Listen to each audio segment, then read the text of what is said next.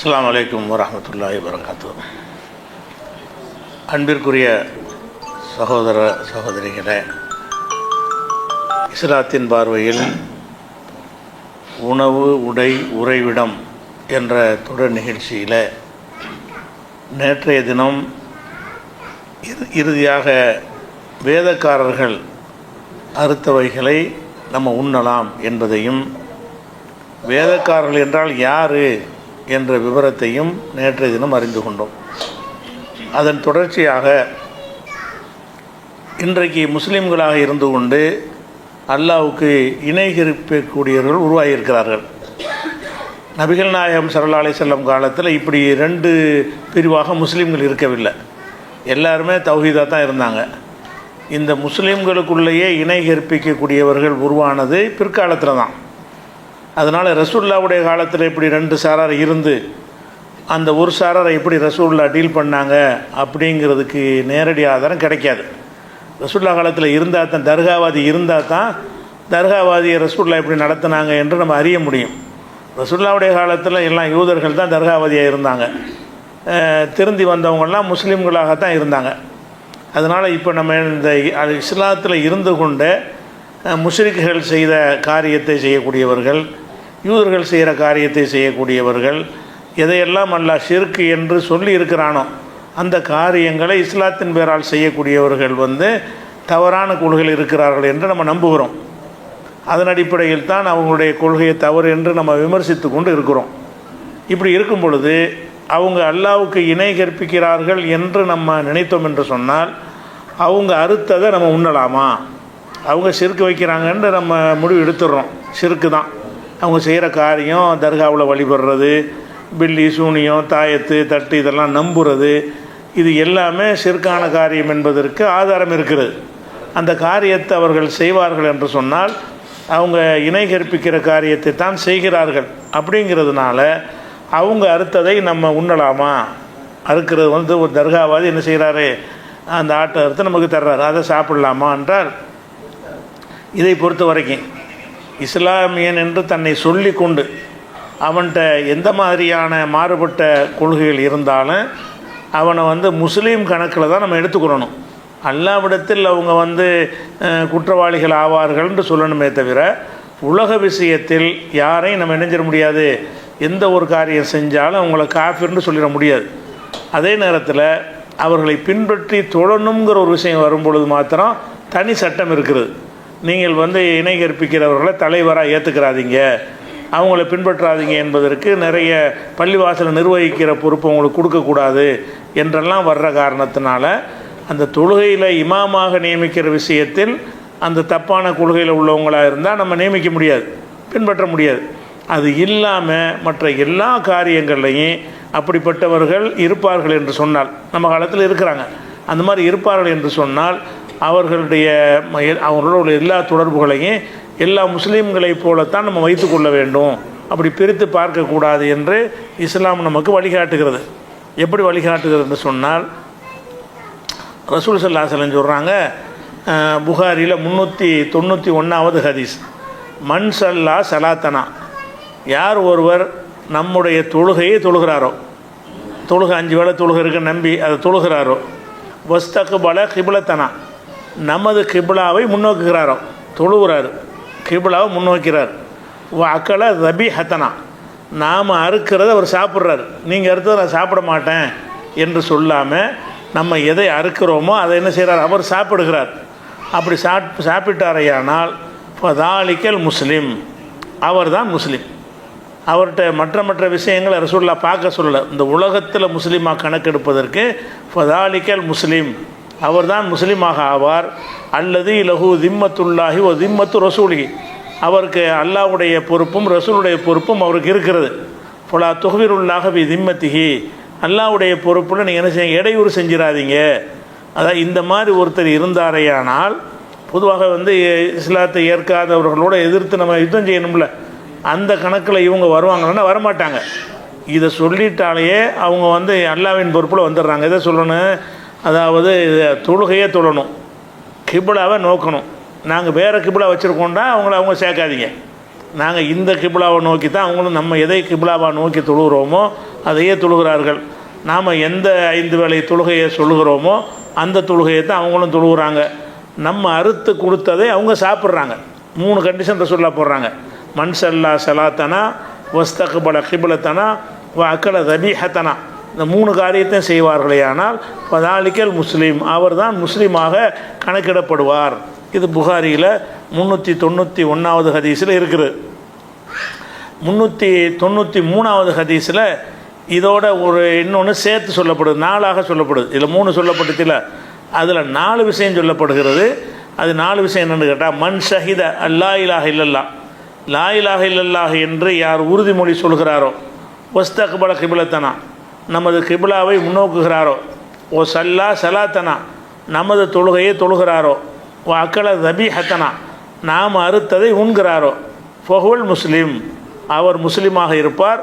லஹு மாலில் முஸ்லீம், முஸ்லீமுக்கு உள்ள எல்லா உரிமையும் அவருக்கு உண்டு. வ அலைஹி மா அலல் முஸ்லீம், முஸ்லீமுக்குரிய எல்லா கடமைகளும் அவருக்கு உண்டு அப்படின்னு சொல்லி ரசூல் ஸல்லல்லாஹு அலைஹி வஸல்லம் முஸ்லீமை கணக்கெடுப்பதற்கு ஏதான் சொல்கிறாங்க. அப்போ ஒரு முஸ்லீமாக இருக்கிறாரு, ஷிர்கான காரியம் செஞ்சார்னு சொன்னால் நீ செய்கிறது ஷிர்க்கு, அது நரகத்தில் கொண்டு போய் சேர்த்துணும்னு பயான் பண்ணலாம், அவருக்கு எடுத்து சொல்லலாம். அவர் செய்கிற செயல்களை மேடை போட்டு பிரச்சாரம் பண்ணலாம். அந்த நபரை பார்த்து நீ முஸ்லீம் கிடையாதுன்னு சொல்லக்கூடாது. முஸ்லீம் அவர் தப்பான காரியம் செஞ்சாலும் அவர்கிட்ட இந்த 4 காரியம் இருக்கிற வரைக்கும் என்ன செய்ய முடியாது, முஸ்லீம் இல்லைன்னு சொல்லிடக்கூடாது. ஒரு இஸ்லாமிய அரசாங்கம் இருந்தால் கூட முஸ்லீமுடைய எல்லா உரிமையும் அவங்களுக்கு கொடுப்பாங்க. முஸ்லீம்களுக்குன்னு சில விஷயங்களை கொடுக்குறாங்கன்னு வைங்களேன், அந்த உரிமைகளை இந்த கண்டிஷன் இருக்கான்னு பார்ப்பாங்களே தவிர உள்ளே நுழைஞ்சி எதையும் ஆராய்ஞ்சிக்கிட்டு இருக்க மாட்டாங்க. இவ்வளோ போதுங்கிறாங்க ரசூலுல்லாஹ். என்ன 4 விஷயம், அதாவது களிமா சொல்லியிருக்கணும், கிபிலாவை நோக்கணும், நம்ம தொழுகையை தொழணும், நம்ம அறுத்ததை சாப்பிடணும். இந்த 4 காரியம் செய்தார்களே ஆனால் ஃபஹுவல் முஸ்லீம், அவர் முஸ்லீமாக இருப்பார். லஹு மாலில் முஸ்லீம், முஸ்லீமுக்குரிய எல்லாமே அவருக்குரியதாக இருக்கிறது. அலைஹி மாலில் முஸ்லீம், முஸ்லீமுக்குரிய மற்ற முஸ்லீமுக்குரிய எல்லா கடமையும் அவங்களுக்கும் இருக்கிறது. அந்த உரிமையும் சொல்கிறாங்க, மற்ற முஸ்லீமுக்குள்ள உரிமை அவருக்கு இருக்கிறது என்கிற இந்த பொதுவான இது 393வது ஹதீஸ் புகாரியில். இந்த அடிப்படையில் 393, 391, 392 ஆகிய ஹதீஸுகளில் இந்த விஷயங்கள் இருக்குது. அப்போ இதெல்லாம் வச்சு நம்ம என்ன முடிவு பண்ணணும்னு கேட்டால், ஒருத்தர் ஷிர்கான காரியங்களை செய்கிறார், தாயத்து போட்டிருக்கிறார், அது ஷிர்க் என்பதில் மாற்றுக்கிறது கிடையாது, அது குற்ற செயல் என்பதில் மாற்றுக்கிறது கிடையாது. அதிலே நம்பி அவர் செஞ்சார்னு சொன்னால் அல்லாஹ்விடத்தில் ஒரு பதில் சொல்லி ஆகணும் என்பதில் மாற்றுக்கிறது கிடையாது. அதே நேரத்தில் அவர் இறந்துட்டார், அவரை நம்ம கபருஸ்தான் அடக்கலாமான்னா அடக்கலாம். அவர் இறந்து விட்டார் என்று சொன்னால் அடக்கலாம். அதே நேரத்தில் அவரோட கொடுக்கல் வாங்கல் வச்சுக்கிடலாமான்னா வச்சுக்கிடலாம். அதில் அவரோட செய்யக்கூடாத விஷயம் என்னென்னு கேட்டால் 2 விஷயம் அவருக்கு செய்யக்கூடாது. ஒன்று, அந்த ஷிர்க் வைக்கிறார் என்று தெரிந்தால் அவரை பின்பற்றி தொழக்கூடாது என்பதற்கு நேரடி ஆதாரம் இருக்குது. ஷிர்க் வைக்கிறார் என்று தெரிஞ்சால் அவருக்காக பாவ மன்னிப்பு தரக்கூடாது. அது இப்போ இறந்துட்டார்னு சொன்னால் ஜனாசா தொழுகை நடத்துறது, பாவ மன்னிப்பு தேடுவது, அதுக்கு நமக்கு தடை இருக்கிறது. அதாவது மூமின்கிற நபியுடைய உறவினருக்காக கூட நபி செய்ய முடியாது நல்லா சொல்லிடுறான். மாக்கானலின் நபி உள்ளதீன் ஆமனும் எஸ்தக்ஃபிருலில் முஷ்ரிக்கீன உலவுக்கான உலி குர்பா, எவ்வளோ நெருங்கிய உறவினராக இருந்தாலும் சரி, இணை கற்பிக்கிற ஒரு ஆளுக்கு பாவ மன்னிப்பு தேடுவது நபிக்கு அனுமதி கிடையாது, மூமின்களுக்கு அனுமதி கிடையாது. இப்ராஹிம் நபிக்கு அந்த அனுமதி கொடுக்கல, ரசூலுல்லாவுக்கு அனுமதி கொடுக்கல. அப்போ ஷிர்க் வைக்கிறார்கள் என்று தெள்ள தெளிவாக தெரிந்தால் அவர்களுக்கு பாவ மன்னிப்பு தேடுவது நம்மள்கிட்ட தடுக்கப்பட்டிருக்கிறது. 2வது, அவர்களை இமாமாக பின்பற்றி தொழுவது என்ன செய்யப்பட்டிருக்கு, தடுக்கப்பட்டிருக்கிறது. அது இல்லாமல் மற்ற விஷயங்களில் முஸ்லீமாகத்தான் அவங்கள டீல் பண்ணணும், முஸ்லீமாகத்தான் அவங்கள கருதி கொள்ள வேண்டும் அப்படிங்கிறது இந்த ஹதீஸ்லேருந்து வழங்குகிறது. அதுபோக இந்த சாப்பிட்ற விஷயம் இருக்குல்ல, அந்த விஷயத்துக்கு அல்லாஹ் என்ன செய்கிறான்னு கேட்டால் கொஞ்சம் தளர்த்துறான். எந்தளவுக்கு தளர்த்துறான்னு கேட்டால், வேதக்காரர்கள் உணவையே சாப்பிட்லாங்கிறான். வேதக்காரர்கள்னால் யார்? நம்முடைய பார்வையில் ஷிர்க் செய்கிறவங்க தான் அவங்க. இஸ்லாமிய பார்வையில் வேதக்காரர்கள் யார்? ஒரு வேதக்காரர்கள் ஈசா நபியை வச்சு ஷிர்க் செய்யக்கூடியவர்கள், இன்னொரு வேதக்காரர்கள் உசைர் நபியை வைத்து ஷிர்க் செய்யக்கூடியவர்கள். அது மாதிரி ரசூலுல்லாஹ் என்ன செஞ்சாங்கன்னு கேட்டால் மரண நேரத்தில் கூட எச்சரித்தாங்க. எப்படி எச்சரித்தாங்க? லானல்லாஹுல் யஹூத ஒன் நசாரா, யஹூதி நசாராக்களுக்கு அல்லாஹ்வுடைய சாபம் இறங்குகிறது. எதனால் என்றால், இத்தஹது குபூர் அம்பியாஹி மசாஜித், நபிமாருடைய கபர்களை வணக்கஸ்தலம் ஆக்கிட்டாங்க இது யஹூதி நசாரான்னு சொன்னாலும் அது யஹூதிகளை தான் கொடுக்க. நசாராக்கள் எந்த நபியும் என்ன செய்யலை, அவங்க கபரை வச்சு செய்யலை, அவங்க தான் நபியெல்லாம் ஏற்றுக்கிறலையே. அவங்க யஹூதிகள் நினைஞ்சாங்கன்னா நபிமார்களுக்கு கபரை கட்டினாங்க. அப்போ கபரை கட்டி அந்த மஸ்ஜிதுகளை ஆக்கிட்டாங்கன்னு ரசூலுல்லாஹ் கண்டிக்கிறாங்களே, அவங்களுடைய உணவை தான் எல்லாம் சாப்பிட அனுமதிக்கிறான். எந்த யகூதிகள் தர்கா கட்டி சிறுக்கு வைத்து விட்டார்கள் என்று ரசூலுல்லாஹ் எச்சரிக்கை பண்ணுறாங்களோ, கடைசி நேரத்தில் எச்சரிக்கை பண்ணுறாங்க, மௌத்தாவுற நேரத்தில் எச்சரிக்கை பண்ணுறாங்க. நபிமார்களுக்கு அவங்க கபர் கட்டி கபரை வழிபாட்டுத்தலம் ஆக்குனாங்கல்ல, அந்த மாதிரி நீங்கள் ஆக்கிறாதீங்க, அதனால் அவங்க அல்லாஹ்வுடைய சாபத்துக்குரியவங்களை ஆகிட்டாங்கன்னு ரசூலுல்லாஹ் எச்சரிக்கிறாங்கல்ல. அந்த சமுதாயம் அறுத்ததை சாப்பிடலாம்னு அல்லாஹ் அனுமதிக்கிறான். நேற்று உங்களுக்கு சொல்லியாச்சு, தாமுல்லதீன ஊத்துல் கிதாப ஹில்லுல்லக்கும், வேதம் கொடுக்கப்பட்டவர்களுடைய உணவு உங்களுக்கு ஹலாலு. 5:3 வசனத்தில் அல்லாஹ் என்ன செய்கிறான், இந்த விஷயத்தை அனுமதிச்சிடறான். அப்படி இருக்கிறதுனால அவங்க ஷிர்க் வைக்கிறார்கள் என்பதில் மாற்றுக்கிறது கிடையாது. ஆனால் அவங்க அல்லாஹ்வை நம்புகிறாங்க, ஆகிரத்தை நம்புகிறாங்க, கபர் வாழ்க்கையை நம்புகிறாங்க. இதெல்லாம் இந்த ஷிர்க் வைக்கணும் நம்ம தானே செய்கிறாங்க. யூதர்கள் எப்படி நம்புகிறாங்களோ அந்த மாதிரி ஆகிரத்தை நம்புகிறான்னா நம்புகிறோமா, சொர்க்க நரகம் இருக்குதான்னா இருக்குன்னு தான் சொல்லுவாங்க, மறுமையில் விசாரணை இருக்குதான்னா இருக்குமாங்க. அப்போ நம்ம மறுமை சம்பந்தமாக என்னென்னவெல்லாம் நம்ப வேண்டி வேதத்தில் உள்ளவர்கள் என்னவெல்லாம் நம்புகிறார்களோ அதையெல்லாம் இந்த சமுதாயத்தில் ஷிர்க் வைக்கிறோம் நம்ம தானே செய்கிறாங்க. இந்த சமுதாயத்திலேருந்து ஷிர்க் வைக்கிறாங்க. ஷிர்க் வச்சாலும் அவங்க என்ன செய்கிறாங்கன்னா சொர்க்கத்தை நம்புகிறாங்க, நரகத்தை நம்புகிறாங்க, திரும்ப எழுப்பப்படுறதை நம்புகிறாங்க, கபர் வாழ்க்கையை நம்புகிறாங்க, மீசான் தராசு எடை போடப்படும்ங்கிறத என்ன செய்கிறாங்க, நம்புகிறாங்க, வலது கையில் நன்மைக்குரிய பதிவேடு கொடுக்கப்படும் என்பதை நம்புகிறாங்க. இந்த மர்மை சம்பந்தப்பட்டதை எல்லாத்தையுமே நம்பக்கூடியவர்களாகத்தான் இந்த முஸ்லீமில் இருந்து இணை கற்பிக்கக்கூடியவர்கள் இருக்கிறாங்க. அப்படி இருப்பார்கள் என்று சொன்னால் அதை இந்த அறுக்கிற விஷயத்தில் அல்லாஹ் அதை தளர்த்துறான். யூதர்களுக்கு தளர்த்திடறான்ல, வேதக்காரர்களுக்கு என்ன தளர்த்திடறான்னா, அவன் எல்லா விதமான ஷிர்க் செஞ்சாலும் அவன் அறுத்தா சாப்பிடுகின்றான். அவன் அறுத்தா சாப்பிடலாம் என்று சொன்னால் இவர்கள் ஒரு வகையில் அகல கித்தாபில் வரத்தானே செய்வாங்க. அகல கித்தாபுங்கிற அந்த சொல்லில் வராட்டான வேதத்துக்குரியவர்கள் அவங்க, இவங்களும் வேதத்துக்குரியவர்கள் தானே. குர்ஆன்கிறது கித்தாபு தானே. அகல கித்தாபுங்கிற அந்த சொல்லாடலுக்குள்ளே அவங்க மட்டும்தான் வருவாங்க என்று இருந்தாலும் குர்ஆன்கிறது லாஜிக்காக நீங்கள் எடுத்து பார்த்தீங்கன்னா குர்ஆன்கிறது அல்லாஹ்வுடைய கித்தாபு தானே. குர்ஆன் என்பது அல்லாஹ்வுடைய வேதம் தான். அப்போ அனைத்து முஸ்லீம்களும் அஹ்லுல் குர்ஆன் தான், குர்ஆன் வாசிகள் தான். குர்ஆன் வாசிகள்னால் அஹ்லுல் கிதாப் வாசிகள் தான், வேத வாசிகள் தான். அப்போ நம்ம எல்லாருமே வேதத்துக்குரியவர்களாக இருக்கும் பொழுது அந்த வேதத்தின் அடிப்படையில் உள்ள பேசிக்கான விஷயங்களை நம்பினவர்கள் கொஞ்சம் ஷிர்கான விஷயங்களை செஞ்சுருந்தால் கூட அவங்கள சாப்பிடலாம். முஸ்லீம் டிக்ளேர் பண்ணாமல் இருக்கும்போதே சாப்பிட்றோம். அவன் முஸ்லீம் டிக்ளேர் பண்ணல, யஹூதி நசாரா தன்னை முஸ்லீம்னு சொல்லிக்கிறல, அதையும் சாப்பிடலாம்னு சொல்கிற காரணத்தினால இந்த சாப்பிட்ற விஷயத்திற்கு நம்ம என்ன செய்ய வேண்டியதில்லை, யாருடையதையும் தவிர்க்க வேண்டியதில்லை. அவர் சூனியத்தை நம்புகிறாரு, அவர் தாயத்தை போட்டிருக்கிறாரு, அதை பண்ணுற இது பண்ணுறாருன்னா அப்போ அதெல்லாம் ஒரு பெருசாக எடுத்து எல்லாம் இணைஞ்சிருப்பான். யகூதிகளுக்கு தடுத்திருப்பான். யகூதிகள் சாப்பிட்டதை கடைசி காலத்தில் அனுமதிக்கிறாங்க. இறுதி காலத்தில் அருளப்பட்ட வசனத்தின் மூலமாக வேதம் கொடுக்கப்பட்டவங்களுடைய உணவு உங்களுக்கு ஹலால்னு நல்லா சொல்லிட்டான். அந்த வேதம் கொடுக்கப்பட்டவர்களுங்கிற அந்த கருத்துலையும் இவங்க வருவார்கள். அந்த சொல்லாடக்குள்ளே வராட்டான நம்மளாம் வேதக்காரர்களாக இல்லையா? இப்போ இருக்கிற எல்லா முஸ்லீமும் நம்ம வேதமற்றவர்களா, வேதம் உள்ளவர்களா? நம்மளும் அகல கித்தாபுங்கிற அந்த சொல்லுக்குள்ளே அந்த சொல் நடைமுறையில் அவங்களுக்கு தான் சொல்லப்பட்டிருக்கிறது. இருந்தாலும் அகராதி அர்த்தத்தின் பிரகாரம் பார்த்தீங்கன்னா அகலுல் கித்தாபுக்கு உரியவர்கள் நாமளும் அகலுல் கித்தாபு தானே. நமக்கும் ஒரு கித்தாபு இருக்குல்ல, குர்ஆன்கிற கித்தாபுனா வேதம். நம்மளுக்கு குர்ஆன்கிற ஒரு கித்தாப் இருக்கத்தானே செய்கிறது. அந்த வகையில் பார்க்கும்போது வேதத்தை நம்பி இருக்கிறான், நம்மளில் ஒரு ஆளாக இருக்கிறான். அவன் பிஸ்மில்லா சொல்லி இருக்கிறான்னா சாப்பிட்டு போங்க பேசாமல், அதில் ஒரு பிரச்சனை இல்லை என்று முடிவெடுப்பது தான் சரியானது. இதை நம்ம புதுசாகவும் இதை சொல்லலை. இந்த கருத்துப்பட ஏன்னா புதுசாக இதை சொல்கிற மாதிரி சிரமம் நினைப்பாங்க. இதுவரைக்கும் இல்லாத கருத்தை, இதுவரைக்கும் நம்ம சொல்லாத ஒன்றை நீங்களாக நம்ம சொன்னால் நினச்சிட்டு வேண்டா இருப்பீங்க. இந்த விஷயமாக ஒரு 2016 பெரிய ஆய்வு கட்டுரை எழுதி உணர்வில் மாத பத்திரிகைகளில் ஆன்லைன் பேஜில் போட்டிருக்கிறோம். அந்த கட்டுரை இப்போவும் இருக்குது.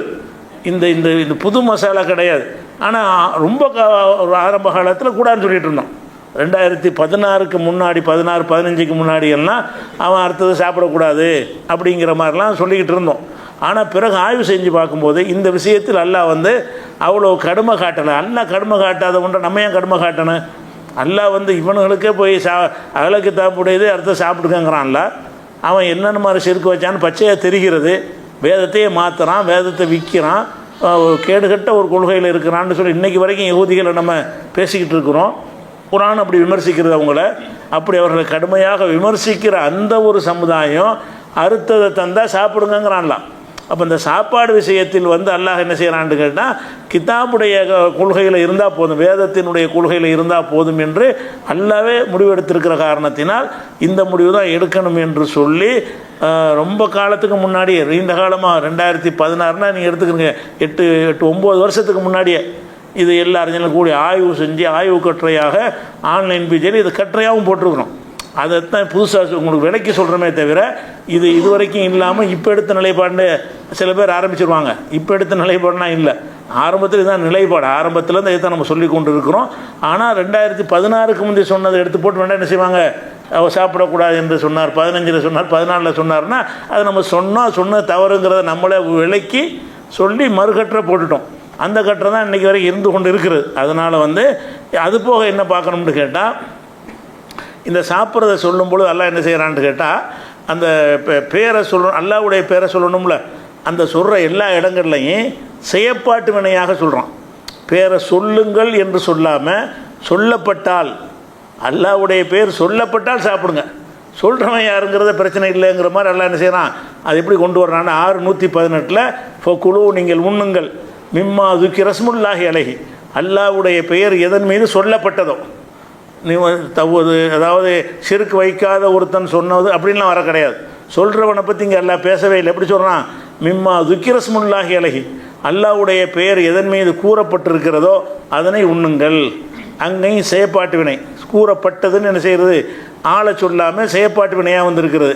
6:119 இந்த விஷயத்தை அல்லாஹ் சொல்கிறான், ஒமாலக்கும் அல்லா தாக்குலு மிம்மா துக்கி ரஸ்முல்லாஹி அலைஹி, அல்லாஹ்வுடைய பெயர் சொல்லப்பட்டதை சாப்பிடாமல் இருப்பதற்கு உங்களுக்கு என்ன தடை, ஏன் சாப்பிட மாட்டேங்கிறீங்கன்னு கேட்குறான். அப்போ அல்லாஹ்வுடைய பேர் சொன்னான்னு தெரிஞ்சுட்டு சாப்பிட மறுக்கிறது குற்றம் டாக்குறான்ல. அவன் அல்லாஹ்வுடைய பேர் சொல்லி தர்காவதியாக இருந்துட்டு போகிறான், அல்லாஹ்வுடைய பேர் சொல்லி அறுத்துட்டான்ல, அதையும் சாப்பிடாமல் இருக்கிற அல்லாஹ்வுடைய பேர் சொல்லப்பட்டதை நீ எப்படி சாப்பிடாமல் இருக்கலாம்ங்கிறான்லாம். சாப்பிடுங்கன்னு ஒரு இடத்துல சொல்கிறான், ஒரு இடத்துல அல்லாஹ்வுடைய பேர் சொல்லி அறுத்தான்னு தெரிஞ்ச பிறகு நீங்கள் எப்படி சாப்பிடாமல் இருக்க போச்சு அப்படி கேட்குறான்ல. ஒமாலக்கும் அல்லா தாக்குலு மிம்மா துக்கி ரஸ்முல்லாஹி அலைஹி, அல்லாஹ்வுடைய பேர் எதன் மீது சொல்லப்பட்டிருக்கிறதோ அதை நீங்கள் சாப்பிடாமல் இருக்க உங்களுக்கு என்ன வந்தது, என்ன கேடு வந்தது அப்படின்னு 6:119 கேட்குறான். அதே மாதிரி 6:121 சொல்லி காட்டுறான், உலா தாக்குலு நீங்கள் சாப்பிடாதீர்கள் மிம்மாலம் யுதுக்க, இதனையும் செயற்பாட்டு வினை தான், மிம்மாலம் யுதுக்க ரிஸ்முல்லாஹி அலைஹி, அல்லாஹ்வுடைய பெயர் எதன் மீது கூறப்படவில்லையோ அதை சாப்பிடாத. பெயர் கூறப்பட்டுச்சா இல்லையா, அவன் அல்லாஹ்வுடைய பேர் சொல்லி தான் அறுக்கிறான், கூறப்பட்டுருச்சுல, அதோடு விட்டுற அவ்வளோதான். அப்போ இந்த சாப்பாடு விஷயத்தில் ரொம்ப கெடுபிடி காட்டினா நிறைய பேருக்கு சாப்பாடு கிடைக்காம போயிடும். அதுக்காக அல்லாஹ் என்ன செய்கிறான்னா தளர்த்துறான். எல்லாவுடையவங்க சரியான கொள்கையில் இல்லாதவங்க தான் யூதம் சாப்பிடாது, அது சாப்பிடாது, இது சாப்பிட ரொம்ப கெடுபிடி பண்ணோம்னு சொன்னால் மக்களுக்கு அந்த உணவு தேவைகள் பூர்த்தி ஆகாதுங்கிறதுக்கான எல்லாம் கருணை கொண்டு என்ன செய்கிறான்னு கேட்டால் அந்த வேதக்காரர்கள் உணவையும் நமக்கு அனுமதிச்சிருக்கிறான். அந்த மாதிரி தான் இவங்களும் எடுத்துக்கொள்ளணும். அவன் முஸ்லீமுக்குரிய எல்லா உரிமையும் அவங்களுக்கு இருக்குது என்ற வகையில் அவங்க எந்த மாதிரி கொள்கையில் இருந்தாலும் சரி, அவங்க முஸ்லீம்னு சொல்லிக்கொண்டு நாங்கள் வேறு கிபிலான்னு மாற்றிட்டு போயிட்டா அவங்கள ஏற்றுக்கிறாதே. கிபிலா தொழுகை நம்ம உங்கள் தொழுகை வேறு, எங்கள் தொழுகை வேறு. 19 இருப்பாங்க, அவங்க தொழுகை வேறன்றாங்க, அவங்க இதில் சேர மாட்டாங்க. 19ங்கிறவன் என்ன செய்கிறான், ஒரு செல்லம் நம்ம தொழுகை அவங்களுக்கு கிடையாது, தொழுகையை வேறு மாதிரிங்கிறாங்க. தொழுகைனால இந்த வணக்கமே கிடையாது, ஏதோ நினைவு கூறுவது அப்படி இப்படின்னு அர்த்தம் செஞ்சுட்டு போகிறாங்க. அப்படி சொல்லக்கூடிய குரூப்பு முஸ்லீம் பேரில் இருந்தான்னா அவன் அர்த்தம் சாப்பிட்றக்கூடாது. ஏன்னாட்டா அந்த கண்டிஷன் ரசூலுல்லாஹ் என்ன போடுறாங்க, மன்சல்லா சலாத்தனா வஸ்தக்பல கிபிலத்தனா ஓ அக்கலத் அபிஹத்தனா, நம்ம தொழுகை அவன் தொழ வேண்டும், நம்ம கிபிலாவை நோக்க வேண்டும், நம்ம அறுத்ததை சாப்பிட வேண்டும், லா இலாஹ இல்லல்லாஹ் என்று உறுதிமொழி கொடுத்துருக்க வேண்டும். இந்த 4 கண்டிஷனில் யார் இருக்கிறாரோ ஃபஹுவல் முஸ்லிமு லஹு மாலில் முஸ்லிமி, அவர் முஸ்லீமுக்குள்ள எல்லா உரிமையும் அவருக்கு உண்டு. முஸ்லீமின் மட்டும் சொல்லாமல் உங்களுக்கு உரிமை இருக்குமோ அவனுக்கு உரிமை இருக்குங்கிறாங்க, எல்லா உரிமையும் உண்டுங்கிறாங்க. அந்த அடிப்படையில் இந்த தர்கா கர்கா தாயத்து இதெல்லாம் ஷிர்க்குங்கிற மாற்றுக்கிறது கிடையாது. இதை சாப்பிடலான்னு சொன்னதுனால அந்த ஷிர்க்கு அங்கீகரிக்கணும்னு அர்த்தமாகாது. அப்போ யூதர்களுடைய இதை சாப்பிடலான்னு வந்ததுனால அவனுடைய அந்த கொள்கை ஆதரிக்கணும் அர்த்தம் வருமா?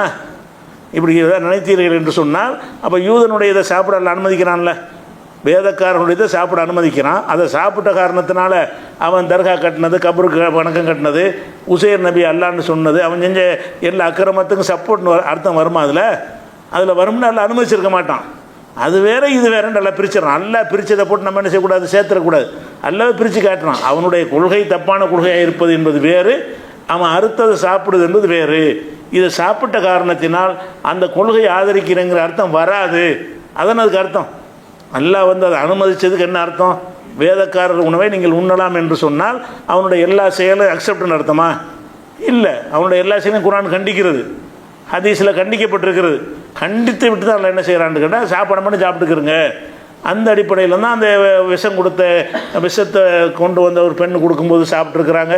யூதர்கள் தூக்கி போட்ட கொழுப்பு எடுத்து சஹாபாக்கள் சாப்பிட்ருக்காங்க, ரசூல் அக்செப்ட் பண்ணுறாங்கன்னா அதெல்லாம் அந்த உணவுக்குரிய அங்கீகாரமே தவிர அவங்களுடைய தீய கொள்கைகளை ஆதரிக்கிறோங்கிற அர்த்தம் அதில் வராது. அதில் வராதுன்னா இதில் வராது தானே. அதில் வராதுன்னு சொன்னால் இதில் எப்படி அதை சாப்பிட்டதுனால அவனை ஆதரிக்கிற மாதிரி போயிடும், அவனை சப்போர்ட் பண்ணுற மாதிரி போயிடும்னு சொன்னால் அல்லாவுக்கு மிஞ்சின அறிவாளியே நம்ம ஆகக்கூடாது. அல்லாஹ் அப்படி இருக்குமே, ஆனால் அதுவும் சேர்த்து எடுத்திருப்பான். அதனால் அல்லாஹ் எதை ஒரு லிபரலாக உங்களுக்கு விட்டுருக்கிறானோ அதை இறுக்கம் பண்ணுவதற்கு நமக்கு என்ன இல்லை, உரிமை கிடையாது. அந்த வகையில் பார்த்துக்கிறணும். இதெல்லாம் அந்த ஒரு வார்த்தையுடைய அர்த்தம் தான் இது வரைக்கும் பார்த்துருக்குறோம். என்ன பார்த்துருக்குறோம்? ஹுர்ரிம அலைக்குமுல் மைத்தத்து. மைத்தத்துடைய விளக்கம் இது வரைக்கும். மைத்தத்து உங்களுக்கு ஹராம். மைத்தத்து என்றால் முறையாக அறுக்கப்படாதவை ஹராம். முறையாக அறுக்கப்படாததுக்கு ரெண்டு அர்த்தம் இருக்கிறது. ஒன்று அல்லாஹ்வுடைய பேரை சொல்லணும், அறுத்தலுங்கிறது சரியான முறையில் இருக்கணும்.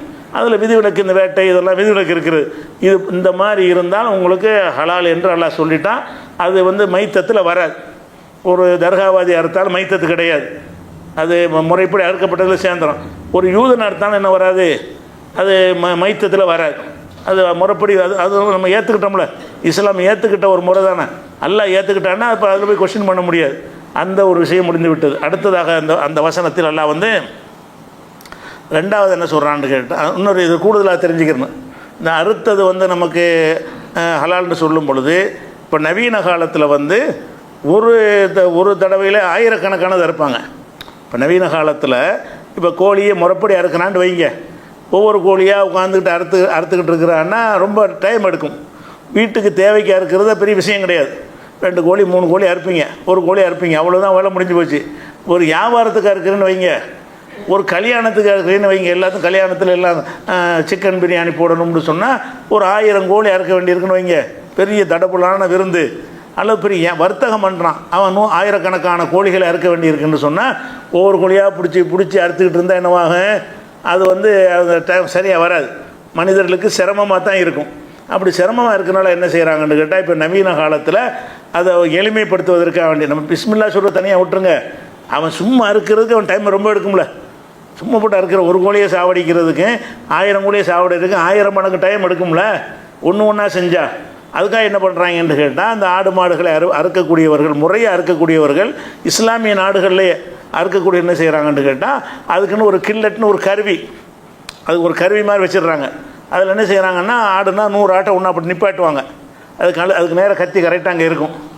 ஒரு பட்டனை தட்டும் அறுத்துடும். ஒரு வெட்டு தான். ஒரு பிஸ்மில்லா சொல்லி பட்டனை தட்டுவாங்க, ஒரு பிஸ்மில்லா தான் சொல்லுவாங்க, ஒரு பிஸ்மில்லா சொல்லி சுவிட்ச் அமுக்குவாங்க. அது வேட்டை மாதிரி பிஸ்மில்லா சொல்லி நாயை அனுப்புகிறோம்ல, அந்த மாதிரி என்ன செய்கிறாங்கன்னா பிஸ்மில்லா சொல்லி ஒரு பட்டனை அழுத்துவாங்க. அழுத்தின உடனே 100 ஆடு அறுக்கப்படும். முறைப்படி தான் அறுக்கப்படும்.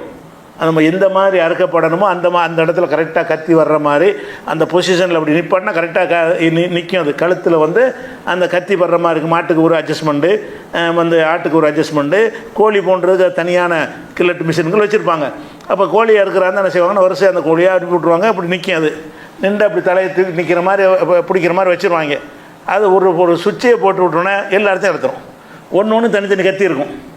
ஒவ்வொரு கோழிக்கு கழுத்துக்கு நேரம் ஒரு கத்தி இருக்கும். ஆனால் எல்லாமே ஒரு சுவிட்சு கண்ட்ரோலில் இருக்கும். 1000 கோழியாக இருந்தாலும் 1000 ஒரு சுவிட்சு கண்ட்ரோலில் ஆன் பண்ணோன்னு சுவிட்சு கண்ட்ரோல் என்னவாயின அந்த கத்தி ஆனாகி, அது கட்சிக்கு உரிய பவர் ஆனாகி டக்குன்னு போய் அறுத்து விட்ரும். இப்போ இந்த மாதிரி அறுக்கும் பொழுது 1000க்கு 1000 பிஸ்மில்லா சொல்லணும். அதான் கேள்விப்பேன். ஒரு பிஸ்மில்லா சொல்கிற விஷயம் வேறு. 1000 கோழி நம்ம அறுக்கிறோம். 1000 கோழி செய்யும்போது 1000 பிஸ்மில்லா சொல்லையுமே சொன்னது ஒரு பிஸ்மில்லா தானே சொல்லியிருக்கிறான். அது கூடுமா என்கிற ஒரு நவீன காலத்தில் இது ஒரு கேள்வியாக வருகிறது. அவன் பிஸ்மில்லா சொல்லணுங்கிறதுக்கு அதை கடைப்பிடிக்கத்தான் இதை கண்டுபிடிக்கிறான். இந்த மெத்தட் எதுக்கு உண்டாக்குறான். அந்த கத்தியெல்லாம் கரெக்டாக வச்சு சாவடிக்கிறவங்க தனியாக இருக்கிறாங்க, அவனே விட்டுருங்க. இஸ்லாமியர்கள் ஹலாலான முறையில் இந்த உணவை தயாரிக்கக்கூடிய முஸ்லீம் நிறுவனங்களே கூட அரபு நாடுகளில் இஸ்லாமிய நாடுகளில் இருக்கிற நிறுவனங்கள் கூட இதை அறுக்கிறதுக்கு வந்து என்ன செய்கிறாங்கன்னா இந்த முறையை கையாளுறாங்க. ஏன்னு கேட்டால் நம்ம அறுக்கவும் செய்யணும், அதே நேரத்தில் ஒன்று ஒன்றா அறுத்துக்கிட்டு இருந்தோம்னா நம்ம தொழில் பண்ண இயலாது. கோழி ஒன்று ஒன்றா அறுத்துக்கிட்டு இருந்தோம்னா ஒரு 1000 கோழி அறுப்பதற்கு ஒரு கோழிக்கு 10 நிமிஷம் தேவைப்படும்னா 1000 கோழிக்கு என்ன 10,000 நிமிஷம் தேவைப்பட்டுரும். அவ்வளோ டைம்னா ரொம்ப டைம் எடுத்துகிட்டு போயிடும். அது வந்து வர்த்தக ரீதியாக பார்த்தீங்கன்னா கஷ்டம், அது வியாபார ரீதியாக கமர்ஷியலாக பார்த்தீங்கன்னா அது பெரிய சிரமம். அப்படிங்கிறதுக்காக வேண்டி முஸ்லீம்கள் தான் இந்த ஏற்பாடை செய்கிறாங்க. அப்போ நம்ம என்ன பார்க்கணும்னு கேட்டால் 1000 பிஸ்மில்லாவும் சொல்லாட்டான ஒரு பிஸ்மில்லா சொல்வது வந்து 1000க்கு தான் அவன் சொல்கிறான். பிஸ்மில்லாங்கிறது இந்த சொற்களை பொறுத்த வரைக்கும் எப்படின்னு கேட்டால், ஒரு மாணவனுக்கு நீங்கள் பிஸ்மில்லா கற்றுக் கொடுத்தா உங்களுக்கு 100 ரூபா தர்றாங்கிறேன். ஒரு 1000 மாணவரை ஒன்றா சேர்த்து உட்கார வச்சு கற்றுக் கொடுத்துட்டு வர்றீங்க, ஒரு கதை சொல்லி கொடுத்துருப்பீங்க. நீங்கள் சொல்லி கொடுத்த பிஸ்மில்லா ஒன்று தான், கற்றுக்கிட்டவன் 1000 பேராக இருப்பான். ஒரு 10 ஒரு பிஸ்மில்லா சொல்லி கற்றுக் கொடுத்தீங்கன்னு சொன்னால் உங்களுக்கு 100 ரூபா தர்றேன்னு நான் சொல்கிறேன். அல்லது யாரோ ஒரு மதரசாவில் பள்ளிக்கூடத்தில் சொல்கிறாங்க. ஒரு பையனை கூப்பிட்டு ஒவ்வொருத்தனையாக கூப்பிட்டு பிஸ்மில்லா சொல்லி கொடுத்தாலும் அது கணக்கில் வரும். 100 மாணவர் ஒன்றா உட்கார வச்சு பிஸ்மில்லா சொல்கிறான் எல்லாருங்கிறோம். இவன் ஒரு தடவை தான் சொல்கிறான். இவன் 100 பேர் பிஸ்மில்லாங்கிறாங்க.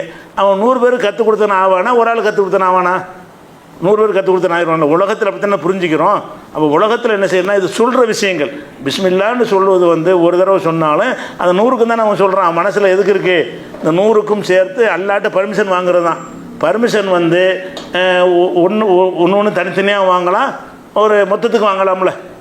நீங்கள் ஒரு தயாரிக்கிறீங்கன்னு சொன்னால், ஒரு பொருளை தயாரிக்கிறீங்கன்னு சொன்னால் 100 பொருள் தயாரிக்கிறதுக்கு பர்மிஷன் வாங்கலாம், 1000 பொருளை தயாரிக்கிறதுக்கு பர்மிஷன் வாங்கலாம். அந்த பர்மிஷன் வாங்கினா அந்த 1000த்தையும் கட்டுப்படுத்தும். நம்ம அல்லாட்ட பர்மிஷன் வாங்கணும். எப்படி? இறைவா உன் பெயரால் இந்த 1000 கோழி அறுக்கிறேன். அதுக்கு அர்த்தம் என்ன? பிஸ்மில்லாக்கு என்ன அர்த்தம்? இந்த 1000 கோழியையும் உன் பெயரால் அறுக்கிறேன்னு தான் அர்த்தம். 100 கோழி இருக்க முடியாது. அதுக்கு என்ன அர்த்தம்? பிஸ்மில்லா சொல்கிறவனுக்கு என்ன அர்த்தத்தில் சொல்கிறான்? எல்லாம் இந்த பிஸ்மில்லா சொல்லி இந்த 100 கோழியும் அறுக்கிறேன். அப்போ 100 கோழி அறுக்கிறேன்னு அவன் அந்த நீங்கத்தில் சொல்லும் பொழுது 100 தடவை சொல்லணும்னு அவசியம் கிடையாது. அல்லாட்ட 100க்கு பர்மிஷன் வாங்கிடுறான். 1000 அறுத்தாலும் பிஸ்மில்லான்னு சொல்வது பர்மிஷன் ஆக்கிட்டான். பிஸ்மில்லா சொல்வது பர்மிஷன் போது 1000க்கு நான் இதை சொல்கிறேன்னு ஒருத்தன் சொல்லிக்கிட்டானே. ஆனால் பொதுவாக புரிந்து கொள்ளக்கூடிய நேரடி ஆதாரம்லாம் கிடைக்காது. கில்லட்டு கருவி ரசூல்லா காலத்தில் இருந்தால் தான் நேரடி ஆதாரம் கிடைக்கும். ரசூல்லா காலத்தில் இருந்து இது மாதிரி உள்ள அனுமதிச்சாங்களா இல்லையான்னு தேட முடியாது. இந்த மாதிரி விஷயங்களுக்கு பொது புத்தியை கொண்டு தான் புரிந்து கொள்ளணும். பொதுவாக நமக்கு தந்திருக்கிற அறிவை கொண்டு வந்து நம்ம சிந்திச்சு தான் வழங்கி கொள்ளணும். அப்படி சிந்திச்சு வழங்கி தான் என்ன செய்கிறாங்கன்னா, நவீன காலத்தில் இந்த மாதிரி நிறுவனங்களுக்கு வந்து மார்க் அறிஞர்கள் கூடுன்னு கொடுத்துருக்குறாங்க. கூடுன்னு ஃபத்வா கொடுத்துருக்காங்க. ஒரே நேரத்தில் அடுக்கப்பட்டுச்சுன்னு சொன்னால் அது ஓகே செல்லுன்னு இருக்காங்க. அவங்க சொன்னதுக்காக வேண்டியில்லை. அதான் பொது புத்தி. பொதுவாக புரிந்து கொள்கிற விஷயம் யாராக இருந்தாலும் அப்படி தான். ஒரு வரட்டுவாதமாக பேசுகிறவங்க அதை ஏற்றுக்கிற மாட்டாங்க. பொதுவாக ஒரு சிந்தனையோடு பேசக்கூடியவங்களாக இருந்தாங்கன்னா கரெக்டு தான். அது ஒரு பிஸ்மில்லா சொல்லி 1 இருக்கிறாங்கிறான், ஒரு பிஸ்மில்லா அது பெரிய கத்தியை வச்சுட்டு 2 இருக்கிறான். அதுக்கு என்ன சொல்லுவீங்க? ஒரு கத்தி கோழியை இப்படி பிடிச்சிக்கிட்டு ஒரு வெட்டில் 2 அறுத்துறான். இது கூடுமா? அது கூடுதான்னு சொல்லுவீங்க. ஏன்னா பிஸ்மில்லா சொல்லிட்டான்ல, 2க்கு தான் சொன்னாவன். 2 கோழியை வச்சுக்கிட்டு பிஸ்மில்லா சொன்னால் 2க்கும் அனுமதி வாங்குறேன்னு அர்த்தம். 10 கோழியை வச்சுக்கிட்டு பிஸ்மில்லா சொல்கிறேன்னு சொன்னால் 10க்கு அனுமதி வாங்குறான்னு அர்த்தம். அவன் 1000 கோழியை வச்சுக்கிட்டு பிஸ்மில்லா சொன்னான்டா, இறைவா 1000க்கு நான் உன்ட்ட அனுமதி வாங்குறேன், இந்த 1000 கோழி உன் பேரில் தான் நான் இருக்கிறேன். அப்போ 1000 கோழியும் அவன் பேரில் இருக்கிற நீயத்தை பொறுத்தானே எல்லாமே அமல்கள் தானே. அமல் செய்வது வந்து இவன் 1000க்கு நீயத்து பண்ணுறான். 1000க்கு நீயத்து பண்ணுறான்னு சொன்னால் அது வந்து ஹராம்னு சொல்ல முடியாது. நவீன முறையில் கில்லட் கருவிகள் மூலமாக வரக்கூடியது வந்து. ஆனால் முறைப்படி என்ன செய்யணும்னா, அந்த பட்டனை தட்டும்போது பிஸ்மில்லா சொல்லணும். பட்டனை அந்த கருவியை இயக்கும் பொழுது என்ன செய்யணும்? பிஸ்மில்லா சொல்லிட்டார்களே. ஆனால் அது ஒரே நேரத்தில் 100 அறுத்தாலும் சரி 1000 அறுத்தாலும் சரி 1000ஐ அவங்க நீயத்தில் வைத்திருந்தார்கள் என்று சொன்னால் அது செல்லும். அது தப்பு கிடையாது. அதை விளங்கிக்கணும். இது எல்லாமே வந்து அந்த மைத்தத்து என்பதற்குரிய விளக்கம். மைத்தத்துன்னு எல்லாம் சொல்கிறான்ல, உங்களுக்கு மைத்தத்து ஹராமுன்னு தான். மைத்தத்தில் எதெல்லாம் வரும் எதெல்லாம் வராது அந்த விஷயத்தை தான் அந்த 4 நாட்களாக நம்ம பார்த்துருக்குறோம். அடுத்தது அந்த வசனத்தில் எல்லாம் என்ன சொல்கிறான்னு கேட்டால், 2வது ஹராமாக்குறது உர்ரிமத்தாலை வரும்போது தமுங்கிறான். உர்ரிமத்தாலைக்கு மைத்தத்துக்கு அடுத்தபடியாக ஒத்தமு ரத்தம் உங்களுக்கு ஹராம். எல்லாம் எதையெல்லாம் குறிப்பிட்டு ஹராமாக்குறான் என்பதை பார்த்துட்டு வர்றோம். அதில் முதலாவது ஹராம் என்னென்னா மைத்தத்துன்ட்டான். மைத்தத்துக்கு அர்த்தம் நல்லா விளைவிக்கணும். மைத்தத்து என்றால் முறையாக அறுக்கப்படாமல் செத்தவைன்னு அர்த்தம். செத்தவைன்னு மொட்டையை அர்த்தம் செய்யக்கூடாது. முறையாக இஸ்லாமிய முறைப்படி இல்லாமல் செத்தவை, அதுபோல் மைத்தத்து. அதனுடைய விளக்கங்கள்லாம் பார்த்துட்டோம். அடுத்து என்ன செய்கிறான்னு கேட்டால், அல்லாஹ் வந்து அந்த ஒரு வசனத்திலேயே 4 விஷயத்தை சொல்கிறான். அந்த 4 விஷயத்தில் 1வது மைத்தத்து முடிச்சிட்டோம். 2வது என்ன சொல்கிறான்னு கேட்டால் ஒத்தமு ரத்தம் உங்களுக்கு ஹராம். 2வது சூறாவில் 173வது வசனம். அதே மாதிரி வந்து 5வது சூறாவில் 3வது வசனம், 16வது சூறாவில் 115 வசனம். இதிலெல்லாம் அல்லாஹ் என்ன சொல்கிறான்னு கேட்டால், இன்னமா ஹர்ரம அலைக்கும், உங்களுக்கு அல்லாஹ் ஹராமாக்கி இருக்கிறான், அல் மைத்தத்தை ஹராமாக்கி இருக்கிறான், ஒத்தம இரத்தத்தை ஹராமாக்கி. 2வது ஹராமாக்கப்பட்ட பொருள் இரத்தம் வந்து நமக்கு உண்பதற்கு தடுக்கப்பட்ட ஒரு பொருள், அதை உண்ணவே கூடாது. இந்த இரத்தத்தை பொறுத்த வரைக்கும் ஒரு ஆயத்தில் அது விளைக்கிறோம். இரத்தம் ஹராம்னு சொன்னால், நம்ம ஒரு ஆட்டை அறுத்து இறைச்சி வாங்கிட்டு வர்றோம். இறைச்சி வாங்கிட்டு வந்தீங்கன்னா இறைச்சினாலும் ரத்தம் இருக்கும். இறைச்சி வாங்கிட்டு வந்தீங்கன்னா இறைச்சி பூரா கழுவுன ரத்தம் சிவப்பாக வருதுல்ல, அறுத்து போட்டு கழுவுனீங்கன்னா சிவப்பாக வருது. கழுவி மொத்தமாக முடித்த பிறகு கூட அந்த இறைச்சியை துண்டாக்குனீங்கன்னா ரத்தம் வரும். ஒரு 100 கிராம் பீஸாக போட்டின்னு வைங்களேன், கழுவிட்டீங்கன்னா மேலே ஒரு ரத்தம்லாம் போயிடும்.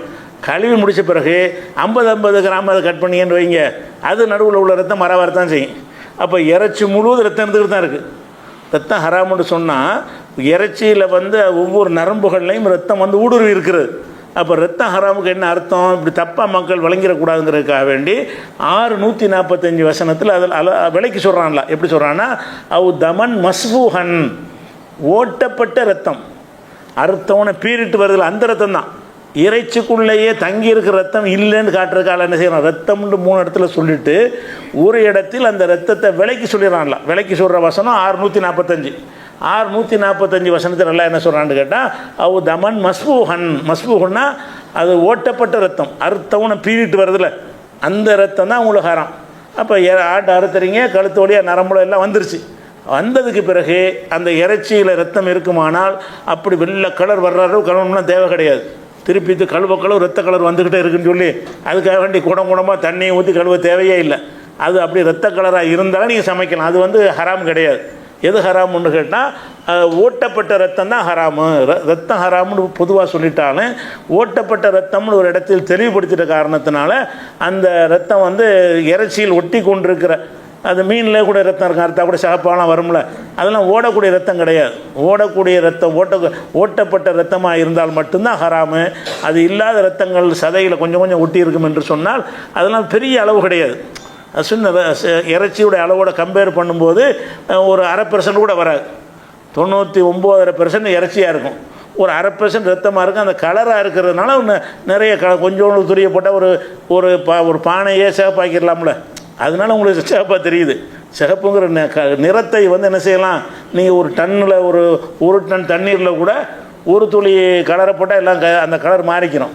அதை வச்சுக்கிட்டு ரொம்ப நினச்சிருவீங்க. அவ்வளோலாம் கிடையாது. சும்மா அங்கங்கே லேசாக ஒட்டிக்கிட்டு இருக்கிறது அந்த ரத்தமாக வருது, அது தப்பு கிடையாது. இது வந்து ஃபஸ்ட்டு விளங்குற ரத்தத்துக்கு. 2வது வந்து அந்த ரத்தம் ஹராம்ங்கிறதுல வந்து இன்னொரு விஷயம் இருக்குது. அதாவது நம்ம ஆடு மாடுகள் அறுக்கும்போது அதில் இந்த கல்லீரல் வருதுல, அதுவே இரத்த கட்டின்னு சொல்லி ரசூல்லா சொல்கிறாங்க. அது ஒரு ரத்தம் தான். அது இருந்தால் அது உங்களுக்கு ஹராம் இல்லை.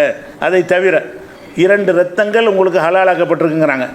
2 மைத்துகள் மைத்தத்து ஹலாலாக்கப்பட்டிருக்கிற மாதிரி ஒஹில்லத்துலனா மைத்தத்தானி 2 மையத்துகள் உங்களுக்கு ஹலால். 2 மையத்து எது, ஒன்று மீன், இன்னொன்று வெட்டுக்கிளி, அதை ஏற்கனவே விளக்கிட்டோம். தமானி 2 இரத்தங்கள் உங்களுக்கு ஹலால் இருக்கிறது. அந்த 2 என்னன்னு கேட்டால், அல் கபிது ஒத்திஹாலு. கபிதுன்னா அந்த கல்லீரல், பல்குத்தின்னு சொல்கிறாங்கல்ல, இந்த 2ஐயும் ரசூல்லா வந்து ரத்தம்ங்கிறாங்க. அது ரத்தத்தினுடைய ஒரு அழுத்தப்பட்ட பகுதின்னு அந்த காலத்தில் நம்பி இருக்கிறாங்க. ரசூல்லா அதை சொல்கிறாங்க. அதை நீங்கள் ரத்தம்னு எடுத்துக்கிற வேணாம், அது உங்களுக்கு ஹலாலு.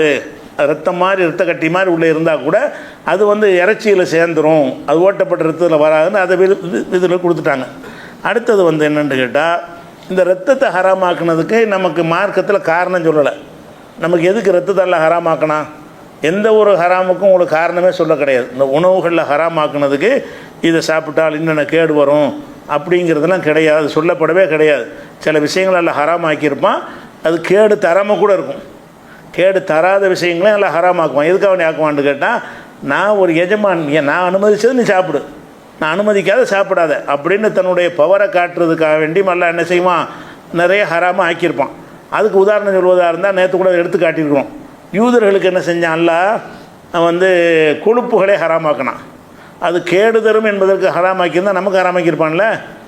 யூதர்களுக்கு ஆடு மாடு எதை சாப்பிட்டாலும் சரி அதில் உள்ள கொழுப்புகளை கழிச்சிட்டு தான் சாப்பிடணும்னு அவங்களுக்கு கட்டளையிட்டு இருந்தான்ல. அது மாதிரி அந்த கொழுத்து அந்த ஆடு மாடு மிருகங்கள் அறுத்தாங்கன்னு சொன்னால் பின்பகுதி அவங்களுக்கு ஹலால் கிடையாது. ஆடு மாடு எடுத்தாங்கன்னா முன்பகுதி வரைக்கும் தான். அந்த தொடப்பகுதி இருக்கும்ல, மர்ம உறுப்புலாம் இருக்கிற அந்த பகுதி பூரா அவங்களுக்கு ஹராம். யாருக்கு? யூதர்களுக்கு ஹராமாக்கப்பட்டிருந்துச்சு. ஆனால் நமக்கு ஹராமா? அது நமக்கு ஹராம் இல்லை. அப்போ கெடுதிங்கிறதுக்காக இருந்தால் எல்லாருக்கும் ஒரே மாதிரி முடிவு எடுப்பாங்க. கேடு செய்கிறதுக்காக ஹராமாக்கப்பட்டிருந்தா அவனுக்கு தானே கேடு செய்யக்கூடாது, நமக்கு தானே கேடு செய்யக்கூடாது.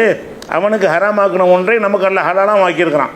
அதனால் இந்த ஹராம் ஹலாலில் ஃபஸ்ட்டு விளங்குற விஷயம் என்னென்னு கேட்டால், ஒரு விஞ்ஞானிகள்லாம் கூடி ஆராய்ச்சி பண்ணி ரத்தத்தில் ஒரு கேடும் கிடையாதுன்னு சொல்கிறான்னு வைங்க, சொல்லிட்டு போகிறான். எங்களை படைத்தவன் எவன் இந்த உயிருக்கு சொந்த காரணம், அந்த இறைவன் இதை சாப்பிடக்கூடாதுன்னு சொல்லியிருக்கிறான். இறைவனுக்கு கட்டளை கட்டுப்பட்டு நாங்கள் சாப்பிடலாம். அப்போ தான் சவாபான காரியமாக வரும். இபாதத்தில் அப்போ தானே வரும், வணக்கத்தில் அப்போ தானே வரும். அதனால் இந்த ரத்தம் வந்து ஹராம்ங்கிறதுக்கு காரணத்தை மார்க்கத்தில் சொல்லப்படலை. ஆனால் விஞ்ஞானிகள் என்ன சொல்கிறாங்கன்னா, ரத்தத்தில் கேடுன்னு இப்போ சொல்கிறாங்க. இவன் சொன்னதுனால மாற்றி சொன்னாலும் நமக்கு பிரச்சனை கிடையாது, கூடுதல் தகவல் தான் இது. ரத்தத்தில் என்னவெல்லாம் வரும்னு சொல்கிறான்னு கேட்டால், ரத்தத்தில் வந்து பாக்டீரியா வைரஸ் நிறைய இருக்குது அப்படிங்கிறனால ரத்தத்தை சாப்பிடக்கூடாங்கிறான். அந்த ரத்தத்தை சாப்பிடக்கூடாங்கிறதுக்கு முக்கியமாக என்ன சொல்கிறான்னு கேட்டால், ஹெச்பிவி என்கிற ஒரு வைரஸு, ஹெச்சிவி அப்படிங்கிற 2 விதமான வைரஸுகள் வந்து இரத்தத்தில் உள்ளது. அது ஒரு வைரஸ், ஒரு கிருமி. எந்த ரத்தத்தை எடுத்துக்கொண்டாலும் சரி, அதில் ஹெச்பிவி என்ற ஒரு வைரஸும் ஹெச்சிவி என்ற இது வந்து மெடிக்கல் ரீதி நீங்கள் நெட்டில் தேடி இது அர்த்தம் தெரிஞ்சுக்கிறங்க அது என்னங்கிறத. இப்படி 2 விதமான வைரஸுகள் இருக்கிறது. இந்த வைரஸுடைய வேலை என்னன்னு கேட்டால், கல்லீரலை வந்து என்ன செஞ்சிடும், டேமேஜ் பண்ணிடும். கல்லீரல் அந்த கல்லீரலுங்கிறது மனிதன எல்லா உறுப்புகளும் செயல்படுவதற்கு உரிய முக்கியமான இதய மாதிரி ஒரு பார்ட் அது. அப்போ அந்த கல்லீரலை அது சேதப்படுத்தி விடும் என்று விஞ்ஞானிகள் ரத்தம் சாப்பிடுவது வந்து கல்லீரலை பாதிக்கிற ஒரு விஷயம் அதில் இருக்கிறது. இந்த ஹெச்பிவிங்கிற ஒரு வைரஸும் இருக்கிறது, ஹெச்சிவிங்கிற வைரஸும் இருக்கிறதுங்கிற ஒன்று இருக்குது. அதே மாதிரி வந்து இரத்தத்தில் வந்து மற்ற எல்லாத்துலேயும் இருப்பதை விட அதிகமான அயன், இரும்பு சத்து இருக்குது. இரத்தத்தில் வந்து அதிக அளவுக்கு அதிகமான இரும்பு இருக்கிறது. இந்த இரும்பு சத்தை பொறுத்த வரைக்கும் அதில் என்னன்னு கேட்டால், எந்த உணவில் இரும்பு சத்து இருந்தாலும் அந்த நம்ம உடல் என்ன செய்யும்னா அனைத்து இரும்பு சத்தையும் எடுத்துக்கிறாது. நமக்கு தேவையான இரும்பு சத்தை எடுத்துகிட்டு மற்றெல்லாம் கழிச்சு விட்டுரும். அது கழிவுல மலத்தில் அதில் வெளியே வந்துடும். இரும்பு சத்துள்ள உணவுகள் நீங்கள் சாப்பிட்டீங்கன்னு சொன்னால் எல்லா இரும்பு சத்தை இது எடுத்துச்சின்னு வைங்க, அது இரும்பு சத்தை சேமிக்கக்கூடியதுங்கிற ஒரு தன்மையில் பெரிய பாதிப்பை ஏற்படுத்திடும் உடம்புல.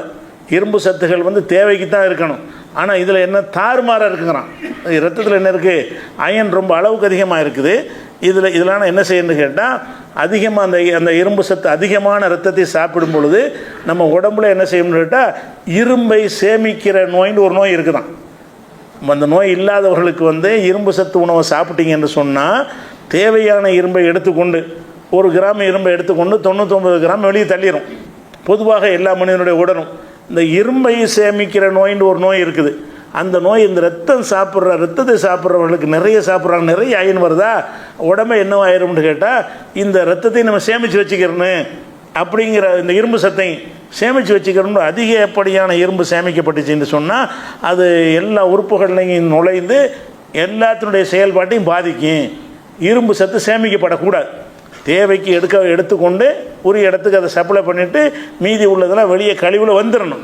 ஆனால் இரத்தத்தில் வந்து தாறுமாறான இரும்பு சத்து இருக்கிற காரணத்தினால அது வெளியேற்ற முடியாமல் அதை சேமித்து வைக்கிறோம். எல்லாத்தையும் வெளியேற்றாதான், ஒரு அளவு தான் வெளியேற்ற முடியும்.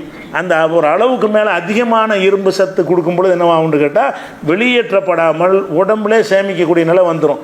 அப்படி வந்துருச்சின்னு சொன்னால் அதிகமான இரும்பு சத்து சேமிக்கப்பட்டு அந்த சேமித்த சத்தை என்ன செய்யும், சப்ளை தானே செய்யும். உடம்புல ஒரு சத்து, எந்த சத்து சேமிக்கப்பட்டாலும் அதை பரவலாக எல்லா பக்கத்தும் கொண்டு போயிடும். அது எந்த ஒரு சத்து, நீங்கள் ஒரு இன்சுலின் ஊசி போடுறீங்கன்னா அது அங்கே வச்சுக்கிறாது. அந்த இன்சுலினை எல்லா பக்கமும் கொண்டு போய் கடத்தி அதை வந்து அந்த சர்க்கரையை குறைக்கிறதுக்காக வேண்டி என்ன செய்யுது, செயல் வினை புரிய ஆரம்பிச்சிடும். அந்த மாதிரி வந்து ரத்தத்தில் அதிகப்படியான இரும்பு ஏற்படும்னு சொல்கிறான். ரத்தத்தை சாப்பிட்றதுனால கேடுன்னு சொல்கிறாங்க. அதே மாதிரி இதனால் என்னென்னா இதயம் கணையம் இதெல்லாம் வந்து பாதிப்பு ஏற்பட்டுரும். அது மாதிரி வந்து அதுபோக என்னென்றால் இதில் வந்து ரத்தத்தில் வந்து புரதமும் ரொம்ப அதிகமாக இருக்குது. புரதச்சத்து ரொம்ப இருக்குது. அது எந்த அளவுக்கு இருக்குது என்றால், மனிதனுடைய குடல் சேமிக்க முடியாத, ஜீரணிக்க முடியாத அளவுக்கு இருக்குது. எவ்வளோ புரதம் இருந்தாலும் நம்ம உடம்பு ஜீரணிக்கணும்ல, ஜீரணிக்கிற அளவை தாண்டி இருந்துச்சுன்னு சொன்னால் இவ்வளவு தான் ஜீரணிக்க முடியும்னு ஒரு கணக்கில் தான் இந்த புரத உணவுகள் நம்ம எடுத்துக்கொள்ள முடியும். சில ஆட்களுக்கு புரத உணவெல்லாம் தவிர்க்க சொல்லுவாங்க. புரதங்களை என்ன செஞ்சுக்கிறங்க, குறைச்சிக்கிறங்க. உதாரணமாக கிட்னி ஃபெயிலியரான ஆட்களுக்கு, அந்த டேஞ்சரான ஆட்களுக்கு புரதத்தை எல்லாம் கம்மி பண்ணிக்கிறங்க என்று புரத உணவை கம்மி பண்ண சொல்லுவாங்க. ஏன்னா புரதத்தை வந்து சேமிக்கிறதுக்கான சக்தி அவர்களுக்கு குறைந்திருக்கும். அப்போ இந்த ரத்தம் என்ன செய்யும்னு கேட்டால் அதிகமான புரதம் சேர்ந்துருக்குது. ரொம்ப புரதம் அதில் சேர்ந்துருக்கும் பொழுது அதை ஜீரணித்து அதை வேண்டியதை எடுத்துக்கொண்டு வேண்டாத கழிக்கக்கூடிய வேலையை செய்யணும்ல உடம்பு, அது செய்யாது. அதிகப்படியான புரதம் வந்து ஜீரணிப்பது கடினமாக்கிறோம், இது வயிற்று பிரச்சனை ஏற்படுத்தும் என்று விஞ்ஞானிகள் இப்போ கண்டுபிடிச்சி நல்லது இல்லைங்கிறாங்க. நீங்கள் எந்த ஒரு விஞ்ஞானிகிட்ட வேண்டாலும் கேட்டு பாருங்கள், ரத்தம் வந்து உணவாக உட்படுவது ஏற்றதான்னு கேட்டிங்கன்னா அதில் சில நன்மைகள் இருக்குதுன்னு சொல்கிறாங்க, தீமை தான் ஜாஸ்தி இருக்குங்கிறாங்க. ரத்தத்தில் என்ன இருக்குது, அதில் சில சத்துக்கள்லாம் நிறைய இருக்கத்தான் செய்கிறது அப்படின்னு சொல்கிறான். என்ன தான் சத்து இருந்தாலும் அதில் வந்து நமக்கு கேடு தான் அதிகமாக இருக்குது அப்படிங்கிறத என்ன செய்கிறாங்கன்னா ஒரு விஷயத்தை சொல்கிறாங்க. இந்த ஒரு காரணத்தினால நம்ம ரத்தத்தை தவிர்த்துக்கொள்ளணும். இது சொல்லப்படாட்டாலும் நம்ம தவிர்க்கணும். இந்த விஞ்ஞானிகள் இதை ஆய்வு செஞ்சு இந்த கேடு இருக்குதுன்னு இப்போ நமக்கு இந்த அறுத்து சாப்பிட்றோம்ல, அதனுடைய அர்த்தம் நமக்கு நல்லா விளங்குது. அறுத்து சாப்பிட்ற ரத்தனை வெளியேற்றணும், அது ரத்தத்தை நல்லா ஹராமாக்குறான். நம்ம அந்த உணவை சாப்பிடும்பொழுது அந்த ரத்தத்தை வெளியேற்றுன்னு வேற சொல்கிறான். அந்த வெளியேற்றி தான் நம்ம சாப்பிட்றோம். ஹலால் ஆக்கும் பொழுது ரெண்டு விஷயம் நடக்குது. ரத்தமும் அந்த தானாக செத்து போனதுக்கு மத்தியில் பெரிய உறவு இருக்குது. அது நீ அறுக்கப்படாமல் செத்துச்சின்னு சொன்னால் ரத்தம் அதுக்குள்ளே இருக்கும். நீங்கள் ரத்தம் அறுத்து வச்ச ரத்தத்தை பொறிச்சு சாப்பிட்றது ஒன்று தான், அந்த பிராணிகளில் இருக்கிற ரத்தத்தை சாப்பிட்றது ஒன்று தான். விதிவிலக்காக சில நேரத்தில் அனுமதிக்கப்பட்டது அவங்களோட உணவு தேவைக்காக வேண்டி. அவ்வளோ நல்லது இல்லை, வேட்டையாடுறாங்கல்ல, அவங்களுக்கு விதிவிலக்காக வேட்டையாடணும். செத்து போச்சுன்னு வைங்க, செத்து போனால் உடம்புல உள்ள ரத்தம் அதிலே தான் உறைஞ்சி போயிடும். நீங்கள் ஒரு பிராணியை வந்து கழுத்தை நினச்சி கொண்டுட்டீங்கன்னு சொன்னால் அந்த உடம்புல பூரா இருந்த ரத்தம் என்ன செய்யும், உறைஞ்சிரும். உறைஞ்சி எல்லா பகுதியிலையும் சேமிக்கப்பட்டிருக்கும். நீங்கள் இறைச்சியை சாப்பிடும்போது ரத்தத்தையும் சேர்த்து சாப்பிட்றீங்கன்னு வந்துடும். அதனாலையும் கேடு இருக்குது. ரத்தத்தை தனியாக பிரித்து எடுத்து சாப்பிட்டாலும் கேடு இருக்குது. அப்போ ரத்தத்தை வந்து அல்லாஹ் வந்து ஹராமாக ஆக்குறான். மற்ற பிராணிகளை சாப்பிடுவதற்கு ரத்தம் வெளியேறணுங்கிறத சர்த்தாவும் ஆக்குறான். ரத்தத்தை வெளியேற்றினா தான் மைத்தத்துங்கிறது, இல்லாட்டி மைத்தத்தில் வந்துடும், அது செத்ததில் வந்துடும். நீங்கள் ரத்தத்தோடு சாப்பிட்றக்கூடாதுங்கிறத ரெண்டும் ஒன்றோட ஒன்று தொடர்புடையது. தானாக செத்ததும் ஹராமு, ரத்தமும் ஹராமு என்பது ஒன்றுக்கு ஒன்று தொடர்புடையதாக இருக்கிறது என்பது விளங்கிக்கிறோம். இது ஒரு விஷயம். அடுத்ததாக இது கூடுதல் விவரம் தேவையில்லை. அதே நேரத்தில் ரத்த தானம் இதெல்லாம் நம்ம செய்கிறோம்ல, இதெல்லாம் நிர்பந்தத்துக்கு செய்கிறோன்னு தனி தலைப்பு இருக்குது. நிர்பந்தமான நிலையில் இந்த ஹராமானதை எந்த அளவுக்கு பயன்படுத்திக்கிறலாம். மருத்துவத்துக்கு இந்த ஆல்கஹாலு சில விஷயங்கள்லாம் இருக்குது, அதெல்லாம் மருத்துவத்துக்கு எந்த அளவுக்கு பயன்படுத்தலாங்கிறது தனியாக அதை நம்ம இதில் தொடர்பில் கொண்டு வருவோம். அதுக்கடுத்து என்னென்னு கேட்டால் மூணாவது விஷயம் எல்லாம் சொல்லி காட்டுறான். வலஹமுல் ஹன்சீர், இதே வசனத்தில் எல்லாமே இந்த 4 வசனத்தில் தான்.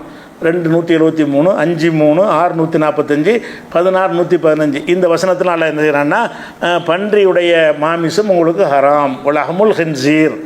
இந்த 4 வசனத்தில் இந்த வாசகம் இருக்குது. உங்களுக்கு ஹராமாக்கப்பட்டிருக்கிறது, பன்றியுடைய இறைச்சி ஹராமாக்கப்பட்டிருக்கிறது அப்படின்னு அந்த வசனம் இருக்குது. அப்போ மூணாவது வந்து பன்றி. ஒரு பொருளுடைய பெயரை சொல்லி அல்லாஹ் தடுத்திருக்கிறான் என்று சொன்னால் பன்றியை தான் தடுத்திருக்கிறான். விளங்குதா? நாயை கூட பேரை சொல்லி குரானில் என்ன செய்யலை, தடுக்கப்படலை. தடுக்கப்பட்டு பேரை சொல்லி ஹராமாக்குனது என்றால் பன்றி மட்டும்தான். இந்த பன்றியை பொறுத்த வரைக்கும் இது இஸ்லாத்தில் மாத்திரம் தடுக்கப்பட்டது கிடையாது. முந்தைய வேதங்களில் வேதத்தை அடிப்படையாக வைத்த எல்லா மதங்களிலும் பன்றியை பற்றி சாப்பிடுவது நல்லதுன்னு சொல்லப்பட்டிருக்கிறது. நமக்கு சொன்னப்பட்ட மாதிரி தான் மார்க்க சட்டப்படி நீங்கள் பார்த்தீங்கன்னா யூதர்களும் பன்றியை சாப்பிடக்கூடாது, கிறிஸ்தவர்களும் பன்றியை சாப்பிடக்கூடாது. பன்றி இப்போ யாராவது சாப்பிடுவாங்கன்னு சொன்னால் அந்த வேதத்துக்கு எதிராக தான் சாப்பிட்றாங்க. இப்போ கிறிஸ்தவ மக்கள் பன்றியெல்லாம் சாப்பிட்றாங்கன்னு சொன்னாலும் அவங்க வேதப்படி சாப்பிடலாமன்னா சாப்பிடக்கூடாது. யூதர்களும் சாப்பிடக்கூடாது. யூதர்கள் இது பேண்டுறாங்க.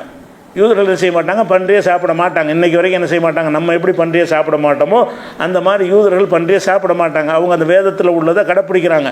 ஆனால் இவங்களும் ஏற்றிருக்கக்கூடிய கிறிஸ்தவர்களும் ஏற்றிருக்கக்கூடிய வேதத்தில் தான் அந்த விஷயம் இருக்குது. ஆனால் அதை வேதத்தில் படிக்கிறாங்க, அதை மீறி என்ன செய்கிறாங்க, பன்றியை சாப்பிட்றாங்க. உதாரணம் பைபிள் எடுத்துக்கிட்டிங்கன்னு சொன்னால் ஒரு தகவலுக்காக வேண்டி லேவியர் ஆகமம்னு ஒரு ஆகமம் இருக்குது. அதாவது லேவியர் ஆகம்னா மூசா நபிக்கு அருளப்பட்ட தௌராத்துன்னு அவங்க சொல்கிறாங்க. நம்மள்கிட்ட அப்படி சொல்லுவாங்க, தோராம்பாங்க. தௌராத்துடைய 5 ஆகமத்தை தௌராத்தும்பாங்க. அதில் லேவியர் ஆகமும் ஒரு ஆகமம். அதில் என்ன வருதுன்னா 7வது 8வது வசனத்தில் வருகிறது, பன்றியின் குழம்பு. பன்றியுடைய குழம்புன்னா அந்த காலில் உள்ள குழம்பு இருக்கும்ல, அது வந்து விரிகுழம்பும் 2ஆக பிளந்ததும். அவங்க பைபிள் சட்ட பிரகாரம் அந்த கால் குழம்பு 2ஆக பிரிக்கப்பட்டிருக்கும். சில குழம்புகள் வந்து ரவுண்டாக முழுசாக இருக்கும், சில பிராணிகளுடைய குழம்புகள் வந்து ரெட்டையாக அறுக்கப்பட்ட மாதிரி இருக்கும். இப்படி இருக்கும் கால் குழம்பு. ஆட்டுக்கெல்லாம் எடுத்திங்கன்னா ரெண்டாக பிளக்கப்பட்ட மாதிரி இருக்கும். குதிரைக்கெல்லாம் எடுத்திங்கன்னா ஒரே இதாக தான் இருக்குது, ரவுண்டாக இருக்குது அந்த பாதம். அந்த பாதங்கள் வந்து எதுக்கு ரெண்டாக பிளக்கப்பட்டிருக்கிறதோ அதை சாப்பிடலாம், ரெண்டாக பிளக்கப்பட்டாட்டி சாப்பிடக்கூடாதுன்னு பைபிளில் இருக்குது. அதில் வந்து அந்த பன்றி வந்து ரெண்டாக பிளக்கப்பட்டு இருந்தாலும் அது பிரத்யேகமாக தடையினால் வருது. எப்படி வருது? பன்றியுடைய குழம்பு விரிகுழம்பும்னா அந்த இந்த ரெண்டாக பிரிக்கிறது தான். இரண்டாக பிரிந்ததுமாக இருந்தும் அது அசை போடாது, அது உங்களுக்கு அசுத்தமாக இருக்கும். லேவியராகமத்தில் பைபிளில் வருது, அசுத்தமாக இருக்கும்.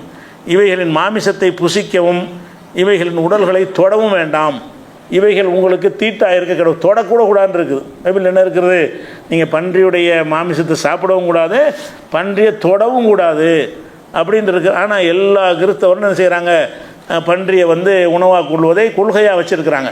அவங்க மதப்படி செய்யக்கூடாது. லேவியராகமத்தில் அப்படி இருக்குது. அதே மாதிரி வந்து உபாகமம், அது உபாகமும் அந்த தோராவில் 5 ஆகமத்தில் அது ஒரு ஆகமம் தான், தௌராத்துங்கிறாங்கல்ல, அதில் உள்ளதாக சொல்லப்பட்டிருக்கிறது. பன்றியும் புசிக்கத்தகாது. அதாவது உபாகமத்தில் 14வது அதிகாரத்தில் 8வது வசனத்தில் வருகிறது, பன்றியும் புசிக்கத்தகாது, அது விரிகுழம்புள்ளதாக இருந்தும் அசை போடாது இருக்கும், அது உங்களுக்கு அசுத்தமாக இருப்பதாக, இவைகளின் மாமிசத்தை புசியாமலும் இவைகளின் உடலை தொடாமலும் இருப்பீர்களாக. அப்போ அந்த உபாகமத்திலையும் சொல்லப்பட்டிருக்கு, பன்றியை வந்து சாப்பிடவே கூடாது, அந்த கால் வந்து விரிகுழம்பு இருந்தால் கூட இதுக்கு மட்டும் தனி சட்டம், இதை நீங்கள் சாப்பிடவே கூடாது அப்படின்னு சொல்லிட்டு அதில் சொல்லப்பட்டு உபாகமத்தில் வருகிறது ஹராம்னு சொல்லி. அதே மாதிரி வந்து ஏசாயாங்கிறவர் வந்து மூசா நபியுடைய சீடர்னு அவங்க நம்ம யூசா நபின்னு நம்ம சொல்லுவோம்ல, அது ஏசாயாம்பாங்க. மூசா நபியுடைய சீடர், அவருக்குரிய வேதமாக பைபிளில் சொல்லப்பட்டிருக்கிறது. அது ஏசாயாவில் என்ன வருதுன்னு கேட்டால், ஏசாயாவில் வந்து 65வது அதிகாரத்தில் 3, 4, 5 இந்த வசனங்களை பாருங்கள், என்ன சொல்லுதுன்னு பாருங்கள். அந்த ஜனங்கள் என் சந்நிதியிலே நித்தம் எனக்கு கோபம் உண்டாக்கி தோட்டங்களிலே பலியிட்டு செங்கற்களின் மேல் தூபம் காட்டி பிரேத குழிகள் அண்டையில், பிரேத குழின்னா அடக்கஸ்தலம், உட்கார்ந்து பாழான ஸ்தலங்களில் ராத்தங்கி பன்றி இறைச்சி தின்று தங்கள் பாத்திரங்களில் அருவருப்பானவைகளின் ஆணம்னா குழம்பு, ஆணத்தை வைத்திருந்து நீ உன் மட்டிலிரு, என் சமீபத்தில் வராதே, உன்னை பார்க்கிலும் நான் பரிசுத்தன் என்று சொல்கிறார்கள். இவர்களின் கோபத்தால் ஆகிய புகையும் நாள் முழுவதும் எரிய அக்னியாக இருப்பார்கள். சில பேர் என்ன செய்கிறாங்கன்னு கேட்டால், இப்போ வந்து இறைவனுக்காக தவம் செய்கிறோன்னு தங்கி பன்றியை தின்னுட்டு அந்த ஆணத்தையும் குடிச்சிட்டு என்ன செய்கிறாங்க, நாங்கள் பரிசுத்தவான்கள் சொல்லி கொண்டிருக்கிறாங்க, நீ கிட்ட கூட வராத அப்படின்னு சொல்லி என்ன செய்கிறான், அந்த பைபிளில் கர்த்தரை எச்சரித்தார் என்று வருகிறது. அப்போ இந்த 3 இடத்துல வந்துருச்சா. 4வது இடத்துல பைபிளில் வருகிறது, ஏசாயாவில் 66:17 வருகிறது, தங்களை தாங்களே பரிசுத்தப்படுத்தி கொள்கிறவர்களும் தோப்புகளின் நடுவில் தங்களை தாங்களே ஒருவர் பின் ஒருவராய் சுத்திகரித்து கொள்கிறவர்களும் பன்றி இறைச்சியையும் அருவருப்பானதையும் எலியையும் சாப்பிடுவர்களும் ஏகமாய் சங்கரிக்கப்படுவார்கள் என்று கர்த்தர் சொல்லுகிறார். அப்போ எலி பன்றியெல்லாம் நீங்கள் சாப்பிட்டீங்கன்னா சங்காரம் பண்ணிடுவேன், தொலைச்சி போடுவேன்னு கர்த்தர் சொல்கிறாராம் என்று எச்சரிக்கிறார்னு பைபிளில் வருகிறது. ஆனால் வந்தாலும் இதை வந்து அப்படி யூதர்கள் கடைப்பிடிக்கிறாங்க. பைபிளில் வர்றதை வந்து இது பைபிள் இந்த வேத ஆகமங்கள் வந்து கிறிஸ்தவர்களுக்கும் வேதம், யூதர்களுக்கும் வேதம், 2 பேரும் ஒப்புக்கொள்ளக்கூடிய வேதங்கள்ட உள்ளது இது. அதில் யூதர்கள் மாத்திரம் என்ன செய்கிறான்னா இதை வாழ்க்கையில் கடைப்பிடிக்கிறான்.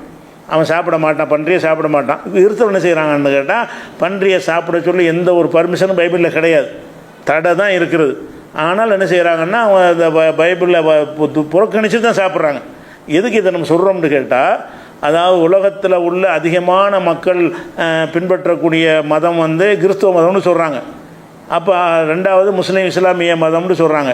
அப்போ யூதர்கள் இருக்கிறாங்க. இப்படி சேர்த்திங்கன்னா உலக மக்கள் தொகையில் ஒரு 3/4 வந்துடுது. 3/4 மக்கள் மதிக்கக்கூடிய வேதங்கள் பூராவுமே என்ன செய்யுது, பன்றியை கெட்டதுன்னு சொல்லுது. இஸ்லாம் மட்டும் சொல்லலை, அது பன்றியில் ஏதோ விஷயம் இருக்குது.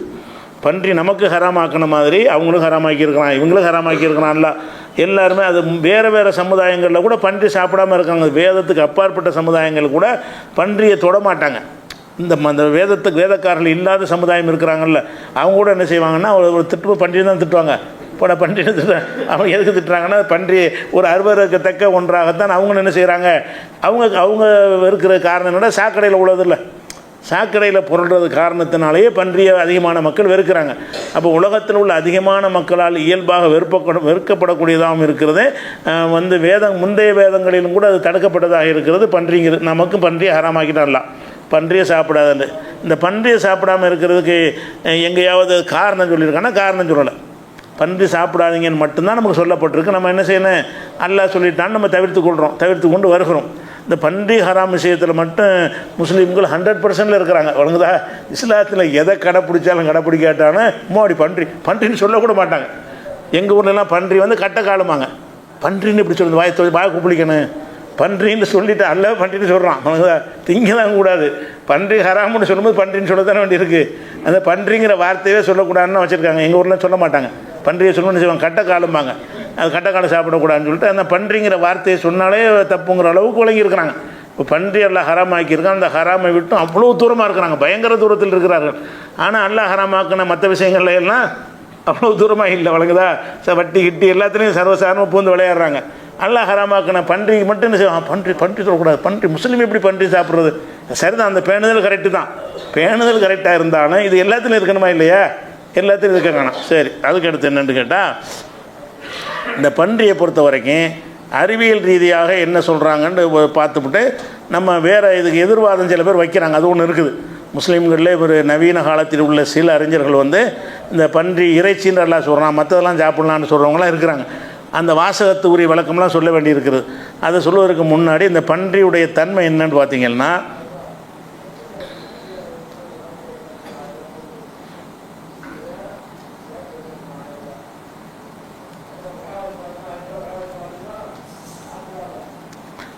பன்றியில் முக்கியமாக ஒரு விஷயம் என்னென்னு கேட்டால், இப்போ இன்றைக்கி ஆய்வு செய்கிறாங்க. பன்றியில் நம்ம உணவாக மனிதர்கள் இன்றைக்கி உட்கொள்கிறாங்கல்ல, நம்ம உட்கொள்ளாட்டாலும் மனிதர்கள் உட்கொள்கிறாங்கள, அதிகமான மக்கள் பன்றியை உணவாக தானே உட்கொள்கிறாங்க. அந்த கணக்குப்படி பார்த்திங்கன்னா பன்றியில் அதிக கொழுப்பு இருக்குது. பன்றி இறைச்சியில் என்ன இருக்கிறது, கொழுப்புன்னு சொன்னால் ஓவர் எந்தளவு கொழுப்புன்னு கேட்டால் 50-50 கொழுப்பு இருக்குது. 100 கிராம் இறைச்சியை பன்றி இறைச்சி வாங்கி சாப்பிட்டீங்கன்னா 50 கிராம் இறைச்சி 50 கிராம் கொழுப்பு. 1 கிலோ பன்றி இறைச்சியில் 1/2 கிலோ கொழுப்பு இருக்குது. அப்போ அந்த கொழுப்பு இவ்வளோ அதிகமாக இருப்பதை எந்த ஒரு மருத்துவர்களும் ஏற்றுக்கொள்வது கிடையாது. இவ்வளோ கொழுப்பு மனிதனுக்கு ஏற்கத்தக்கது கிடையாது. நமக்கு கம்மியான கொழுப்பு உள்ள ஒரு ஆட்டை கூட என்ன செய்கிறாங்கன்னா சாப்பிட வேணான்னு சொல்கிறாங்க. ஆட்டில் 17 கிராம் தான் கொழுப்பு இருக்குது 100 கிராமில். 17 கிராம் கொழுப்பு இருக்கும் பொழுது ஆட்டரிசி திங்காதீங்கிற டாக்டர். ஆட்டு இறைச்சியில் இருக்கிற 100 கிராமுக்கு 17 கிராம் கொழுப்பு ஆட்டு இறைச்சியில். ஆனால் அது என்ன செய்கிற டாக்டர்கள்லாம் அதை சாப்பிடாதேங்கிறாங்க. மாட்டு இறைச்சியில் 100 கிராமுக்கு 5 கிராம் தான் கொழுப்பு இருக்குது, ரொம்ப கம்மி. அதை கூட சாப்பிடாதேங்கிறாங்க. யாருக்கு? சில ஆட்களுக்கு. ஒரு 40 வயசுக்கு உட்பட்டவங்களும் எல்லாம் சாப்பிட சொல்லிவிடுறாங்க. 40 தாண்டிட்டாங்கன்னு சொன்னால் உங்களுக்கு கொலஸ்ட்ரால் ஜாஸ்தியாக போயிடும். அதனால் நீங்கள் என்ன செய்யுங்க, இது இறைச்சியெல்லாம் கொஞ்சம் குறைச்சிக்கிறங்க, வாரத்தில் 1 நாள் எடுத்துக்கிறங்க, ஒரு குறிப்பிட்ட இத்தனை கிராம் எடுத்துக்கிறங்கன்னு சொல்லி மருத்துவர்கள் அதை பரிந்துரை செய்கிற அளவுக்கு உள்ள விஷயமா இருக்குது. இது 17 கிராமுக்கு இவ்வளோ பரிந்துரை, 5 கிராமுக்கு இவ்வளோ கண்டிஷன். ஆனால் 50 கிராம்னா என்னவாகும்? பன்றி 50 கிராம் அளவுக்கு அதில் பாதிக்கு பாதி கொழுப்பு இருக்குமானால் அது மனிதனுக்கு சாப்பிட தகுந்தது கிடையாது. அது அதிகமான கொழுப்புகள் வருவது அவனுடைய ஆரோக்கியத்தை பாதிக்குங்கிறது 1வது விஷயமாக சொல்கிறாங்க. இது ஒரு கேடு தானே, அது ஒரு கேடு. 2வது பன்றிக்கு வேர்வே வராது. எல்லா பிராணிகளுக்கும் வேர்வை வரும், மனுஷன் உட்பட. நமக்கு வேர்வை வருது, உடம்பு சூடானவன்னு அந்த சூடு எதை வச்சு அந்த சூடு குறையுதுன்றா வேர்வை வச்சு தான். கடுமையான வேர்வை வரும், வெப்பமாக இருக்குன்னு வைங்களேன், அப்போ உங்களுக்கு வேக்குது. எதனால் வேக்குது? அந்த வேர்வை மூலமாக அந்த வெப்பத்தை தாங்கக்கூடிய அளவுக்கு தோலை குளிர செஞ்சிருது. இல்லாட்டி காஞ்சி போய் அதில் கருவாடை மாதிரி போயிடும் உடம்பு கருவாடு மாதிரி ஏன் ஆவலைன்னு கேட்டால், வெளியே காயப்பட்ட கருவாடை போதில்ல, மனிதன் கருவாடை போகணும்ல, ஏன் போக மாட்டேங்கிறான்னு கேட்டால் அவன்கிட்டருந்து அந்த வேர்வை சுரப்பினால் வேர்வை அந்த தோள்களை காஞ்சி போகாமல் என்ன செய்கிறது, தடுக்கிறது. நம்ம குடிக்கிற தண்ணி மற்ற உறுப்புகள்லேருந்து வெளிப்படக்கூடிய அந்த தண்ணீர் மூலமாக வேர்வையாக வெளிப்பட்டு நம்ம உடம்பை அந்த குறிப்பிட்ட அளவு வெப்பத்தை தாண்டாமல் பாதுகாத்து கொடுக்குறது. 50 டிகிரி இருந்தாலும் நம்ம உடம்பு 35 டிகிரியில் இருக்கும். ஏன்னாட்டா அது அந்த வேர்வையின் மூலமாக அதை குளிர செஞ்சிற ஒரு அளவுக்கு ஏற்பாடு இருக்குது. எல்லாத்துக்கும் இந்த வேர்வை இருக்குது. தோல் போர்த்தப்பட்ட பிராணிகளுக்கு கூட வேர்வை சுரப்பிகள் இருக்குது. ஆனால் பன்றிக்கு வேர்வை வராது. பன்றிக்கு என்ன செய்ய வேர்வை வரலன்னா என்ன அர்த்தம்னு சொன்னால் அதனுடைய வெப்பம் வந்து ரொம்ப வெப்பம் அதிக வெப்பத்தில் உள்ளதாகவே இருக்கும். அதனால தான் ஏதாவது போய் சாக்கடையில் தண்ணியில் பிறண்டுகிட்டே இருக்க காரணம் அது. இந்த பன்றி வந்து அந்த வெப்பத்தை குறைப்பதற்காகத்தான் எங்கனக்குள்ளே இருக்கோ நல்ல தண்ணியில் போய் பொருள்றது காரணம் வந்து நம்ம சாக்கடையில் பொருள்ற காரணம் சாக்கடையில் தான் நீங்கள் பொருளை விடுவீங்க. நல்ல தண்ணிலையும் பொருள் அது நல்ல தண்ணி விரட்டி விட்ருவீங்க. அப்போ சாக்கடையில் எவனும் ஒன்றும் சொல்ல மாட்டான்னு சாக்கடையில் என்ன செய்ய விழுந்துக்கிறது விழுங்குதா. அது நீங்கள் நல்ல தண்ணியை குளத்தில் வச்சு இங்கே தடுக்காமல் இருந்தீங்கன்னா அது போய் விழுந்துக்கிறோம். அதுக்கு என்ன செய்யணும், எப்போவுமே தண்ணியிலே இருக்கணும். எப்போவுமே என்ன செய்யணும், தண்ணியில் மிதந்துக்கிட்டு இருந்தால் மாத்திரம்தான் அதில் ஏற்படக்கூடிய அதிகபட்சமான வெப்பம் வந்து குறையும். இல்லைன்னா வேர்வை மூலமாக குறையாது.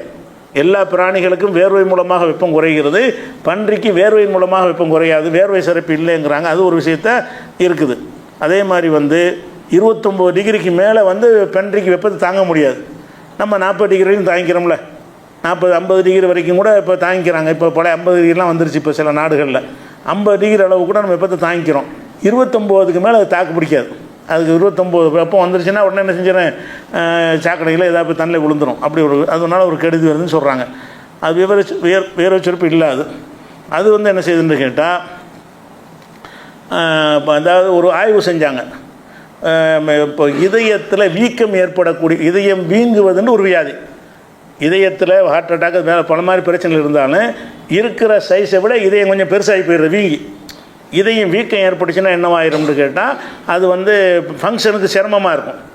அந்த கேப் இருந்ததுன்னா நல்லா ஃபங்க்ஷன் ஆகும் இதயம்.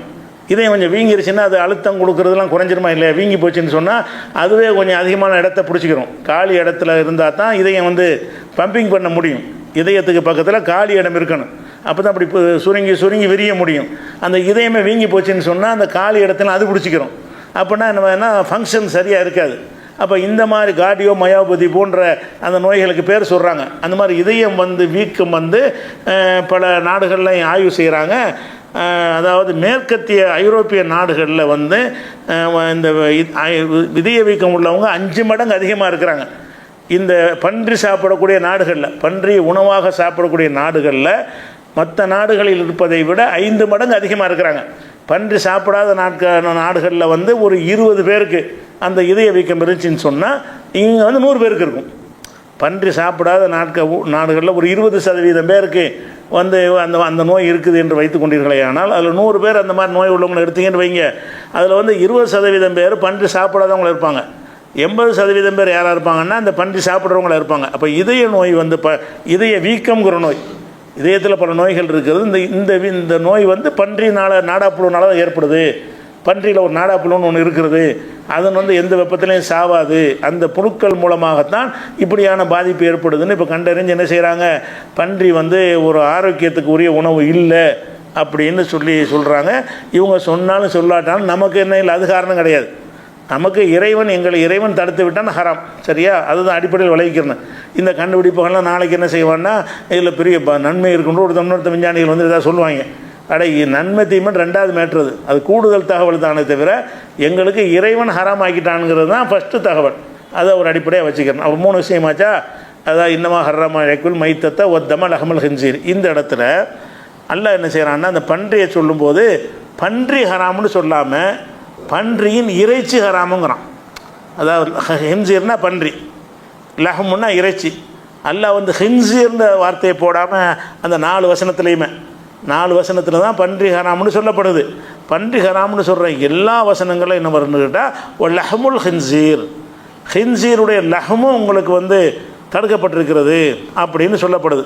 ஹின்சீருடைய லஹமுன்னா இறைச்சி, லஹமுன்னா இறைச்சி, ஹின்சீர்னா பன்றி. லஹமுல் ஹின்சீர்னா பன்றியுடைய இறைச்சி உங்களுக்கு ஹராமு அப்படின்னு சொல்லப்பட்டிருக்கு. இந்த வார்த்தையை வைத்து கொண்டு என்ன செய்கிறாங்கன்னா நவீன காலத்தில் இந்த எகிப்தில் உள்ள சில அறிஞர்கள் என்ன பண்ணுறாங்கன்னு கேட்டால் பன்றியுடைய இறைச்சி மட்டும்தான் நமக்கு ஹராமு, நல்ல இறைச்சின்னு தானே சொல்கிறான். பன்றி ஹராமுன்னு சொன்னால் அதில் உள்ள கொழுப்பு எல்லாம் ஹராமுன்னு சொல்லி போடலாம்.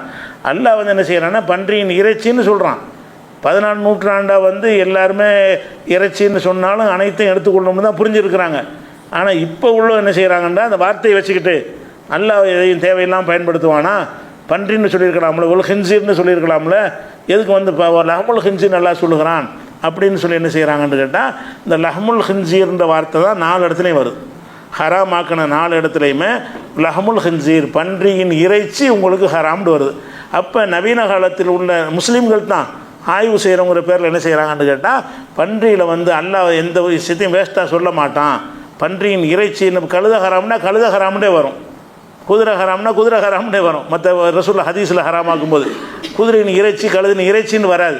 அப்போ இதுக்கு மட்டும் இதுக்கு இறைச்சின்னு பிரித்து சொல்லணும். பன்றியின் இறைச்சின்னு சொல்வதாக இருந்தால் இறைச்சி மட்டும்தான் ஹராமே தவிர பன்றியுடைய ஆயுள் எடுத்து சாப்பிடலாம், பன்றி ஈரலை வறுத்து சாப்பிடலாம், பன்றியுடைய இதை சாப்பிடலான்னு அதை எல்லாமே பிரிக்கிறாங்க. அதில் உள்ள அனைத்தையுமே, பன்றியில் உள்ள அனைத்துமே நமக்கு ஹலால் தான், இறைச்சியை தவிர எல்லாம் ஹலால் என்று இப்போ நவீன காலத்தில் ஒரு ஆய்வு கட்டுரைகள் எழுதி மேற்கத்திய உலகத்துக்கு தோதுவாக என்ன செய்கிறாங்க, ஆய்வு கட்டுரைகள் எகிப்தில் பற்ற அறிஞர்கள் மூலமாக இப்படி ஒரு கருத்து பரப்பப்படுகிறது. அப்போ இந்த வார்த்தையை வைத்தவங்க சொல்லும்போது என்ன செய்கிறாங்கன்னா அதுக்கு சில ஆதாரங்கள் வர காட்டுறாங்க. அது சரிதானா, அது நம்மளும் நாளைக்கு கொண்டு கேட்டக்கூடாதுல்ல. பன்றி இறைச்சின்னு தானே வந்திருக்குது, நீங்கள் எல்லாத்தையும் ஹராம்ங்கிறேன்னு உங்கள்கிட்டையும் கேட்பாங்கல்ல, நீங்களும் விளங்கிக்கொள்ளணும். அதனால் வந்து அவங்க என்ன வாதம் வைக்கிறாங்க, அந்த வாதம் எப்படி தவறு, பன்றியின் இறைச்சிங்கிறது வந்து எல்லாத்தையும் குறிக்குமா, பன்றி இறைச்சியை மட்டும்தான் குறிக்குமா அப்படிங்கிற என்ன சொன்னால் நாளைக்கு பார்ப்போம். அஸ்ஸலாமு அலைக்கும்.